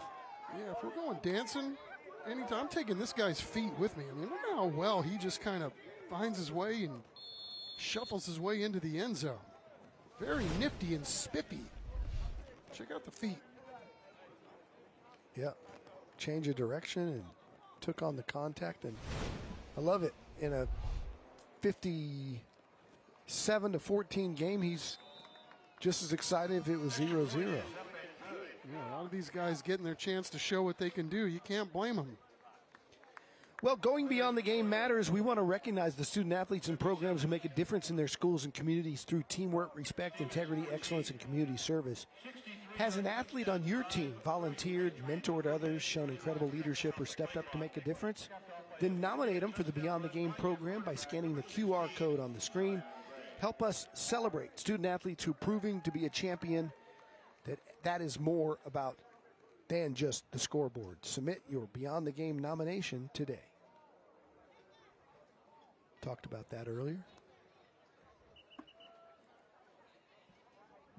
Yes, we did. Talked a lot of things tonight. We had quite the pregame show. It was a good thing Chris Kotvis came ready for just about anything, as he always does. 18 years of Thursday Night Lights, and where would it be without the great Chris Kotvis? I shudder to think. I'm telling you, man, that video that he produced of those great plays is just, it rocked. It's fantastic. I had forgotten a lot of those plays, and what a reel. And what a tribute to Dean Radla, who was the brainchild. TNL was the brainchild of Dean Radla, rather. Started all this 18 years ago. And it's come this far, and San Antonio's, oh, that's really bad. I think that's a non-contact. Oh, no. Sanchez is the guy who had that huge 100-yard return for a touchdown earlier. He's might be arguably their best player. And that's hard to watch. We'll step aside.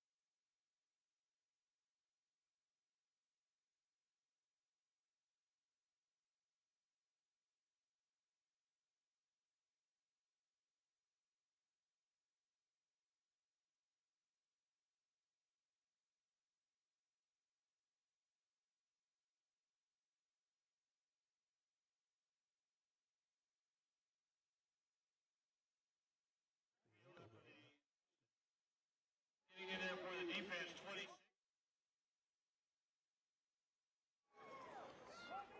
Well, Morgan Sanchez was helped off the field to the sidelines. We hope that he's going to be okay. Perez back in at quarterback. And we're getting here near the end of this one. We didn't want, Sanchez was the spark plug of the Stevens offense here in the second half with that kick return. He's their best player, one of, if not the best player on the team, and had some momentum and came out on that kick return. And got a little bit of a smile on his face. Maybe, hopefully he'll be okay. Wish the best for him. Absolutely. I mean, at least the one good thing was he was putting some at least some pressure on the leg when he was walking off. Although that's not necessarily something that you can read into, but better than the other way. So we'll hope for the best there. Yeah. It may have looked worse than it is. Let's hope that's the case. Amen. We have another player down.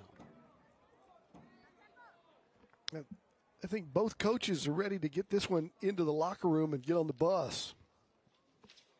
Time for our collision of the game. It's our window source collision of the game. We've had some good ones here tonight. Let's see what Chris Kotfus has picked up. It's Sanchez, and it was the Patriots laying wood. The man of the hour all night long, Kieran Kelly, both sides of the ball. Getting Sanchez there with a good old-fashioned slobber knocker. That's our window source of San Antonio collision of the game.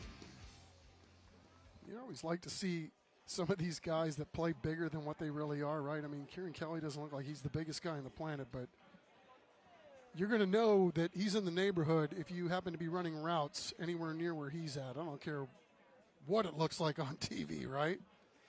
Mercy.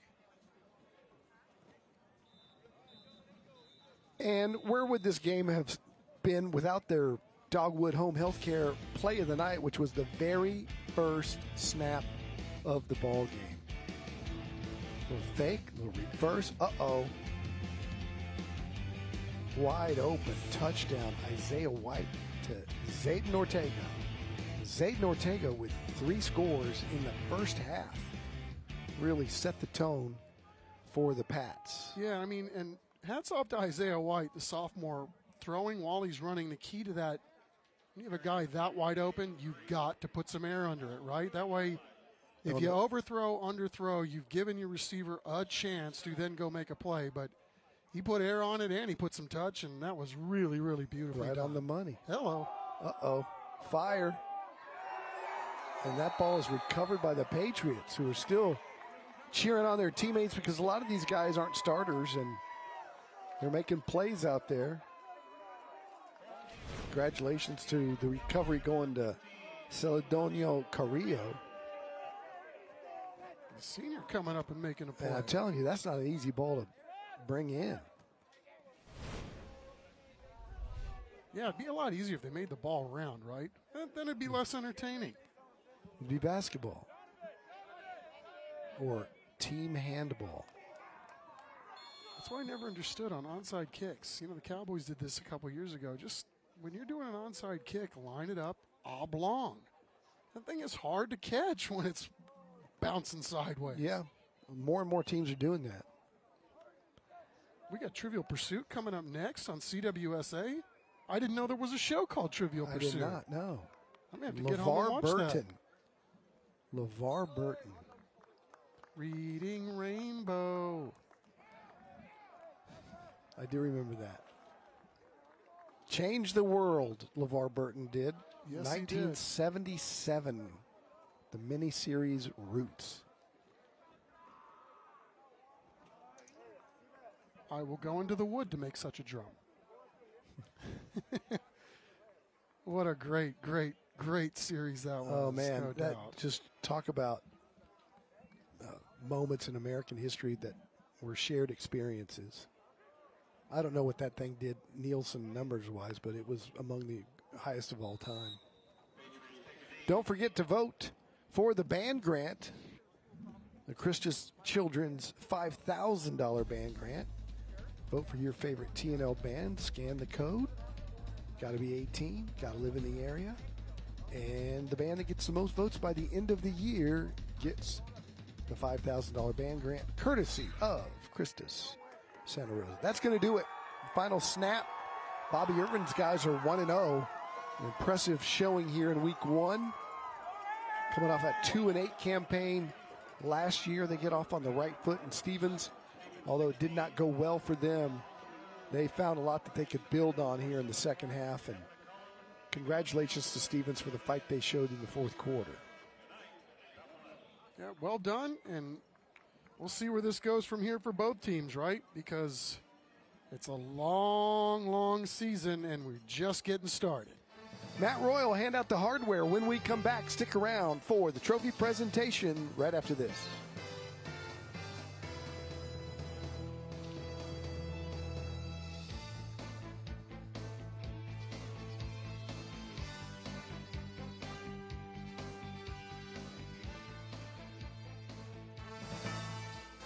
Tonight's broadcast of Thursday Night Lights is sponsored by Beluga Air, the Gomez Law Firm, Absolute Power Electrical Contractors, Champion Nissan, Bexar County Sheriff's Office Recruiting, Papa John's, Southwest Exteriors, San Antonio Sports, Valero, Christus Children's, Game Day Men's Health, Volvo, Window Source of San Antonio, Dogwood Home Health Care, City of San Antonio Metro Health, Foundation Plumbing Services, Gonzaba Medical Group, Big Tex Backflow and Irrigation, and Monarch Trophy Studio.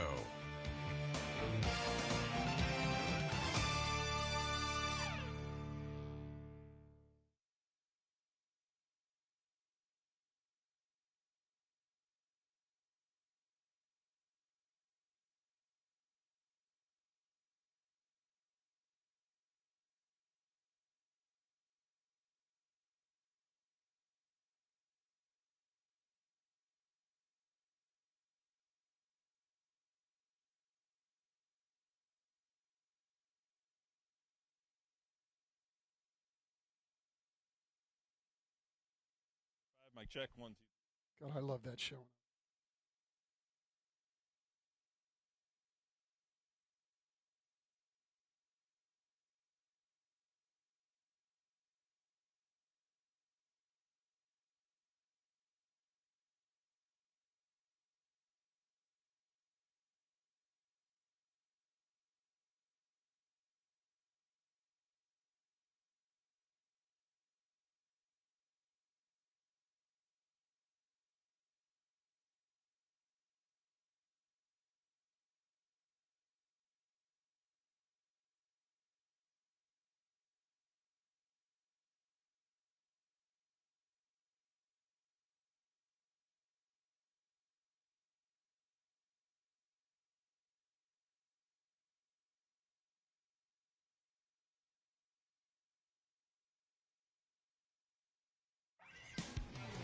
Welcome to the Beluga Air Thursday Night Lights postgame, presented by the Gomez Law Firm. The Patriots are 1-0, 57-14. The final. Matt Roy is standing by with the trophies. Well, guys, there was a lightning delay that delayed us for about an hour, but as we've come to know, the Veterans Memorial Patriots are, like Thanos, inevitable. Congratulations, gentlemen. And before we get to the player of the game, I want to give a shout out to the defense. I lost count of the turnovers. Congratulations, defense. All right. But there is one who will get the trophy, Mr. Zayden Ortega. Where is he? Our Beluga Air MVP here. 8 catches, 135 yards, and let's count them. 1, 2, 3 touchdowns. How about that? All right, so were you salivating when we knew the first play of the game was coming? Ball in the air, just thinking, don't drop it, don't drop it, don't drop it, don't drop it. That's exactly what I was thinking. That's exactly what I was thinking. Well, you didn't. You ran into the end zone. You did it 2 more times. How's it feel to start off the season that way? It feels great, knowing everybody's been down us, and we gonna keep proving to them. You got a lot of coaches say 1-0, but you guys are literally now 1-0. So congratulations, Aiden. Coach, Miss Bobby Irvin, let me get you up here, Coach. So, Coach, you guys wanted to get better this game. Obviously, you wanted to come out and start better than you guys did last year. What did you think of your team's performance? Well, I was really proud of how we handled that delay.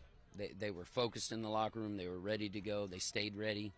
It's tough when you come out here and you get geared up to play the first game of the season, and then you go, nope, go in the locker room and wait. And they handled that well, and we started fast, obviously, and that certainly gave us some momentum going into the game. It was interesting, too, as we started. You still see the lightning go all around us. I think a lightning strike went off on Zayden's last touchdown there, too. So you guys now start off 1-0. You're going to McCollum now, who beat you last year. What's the mindset going in there?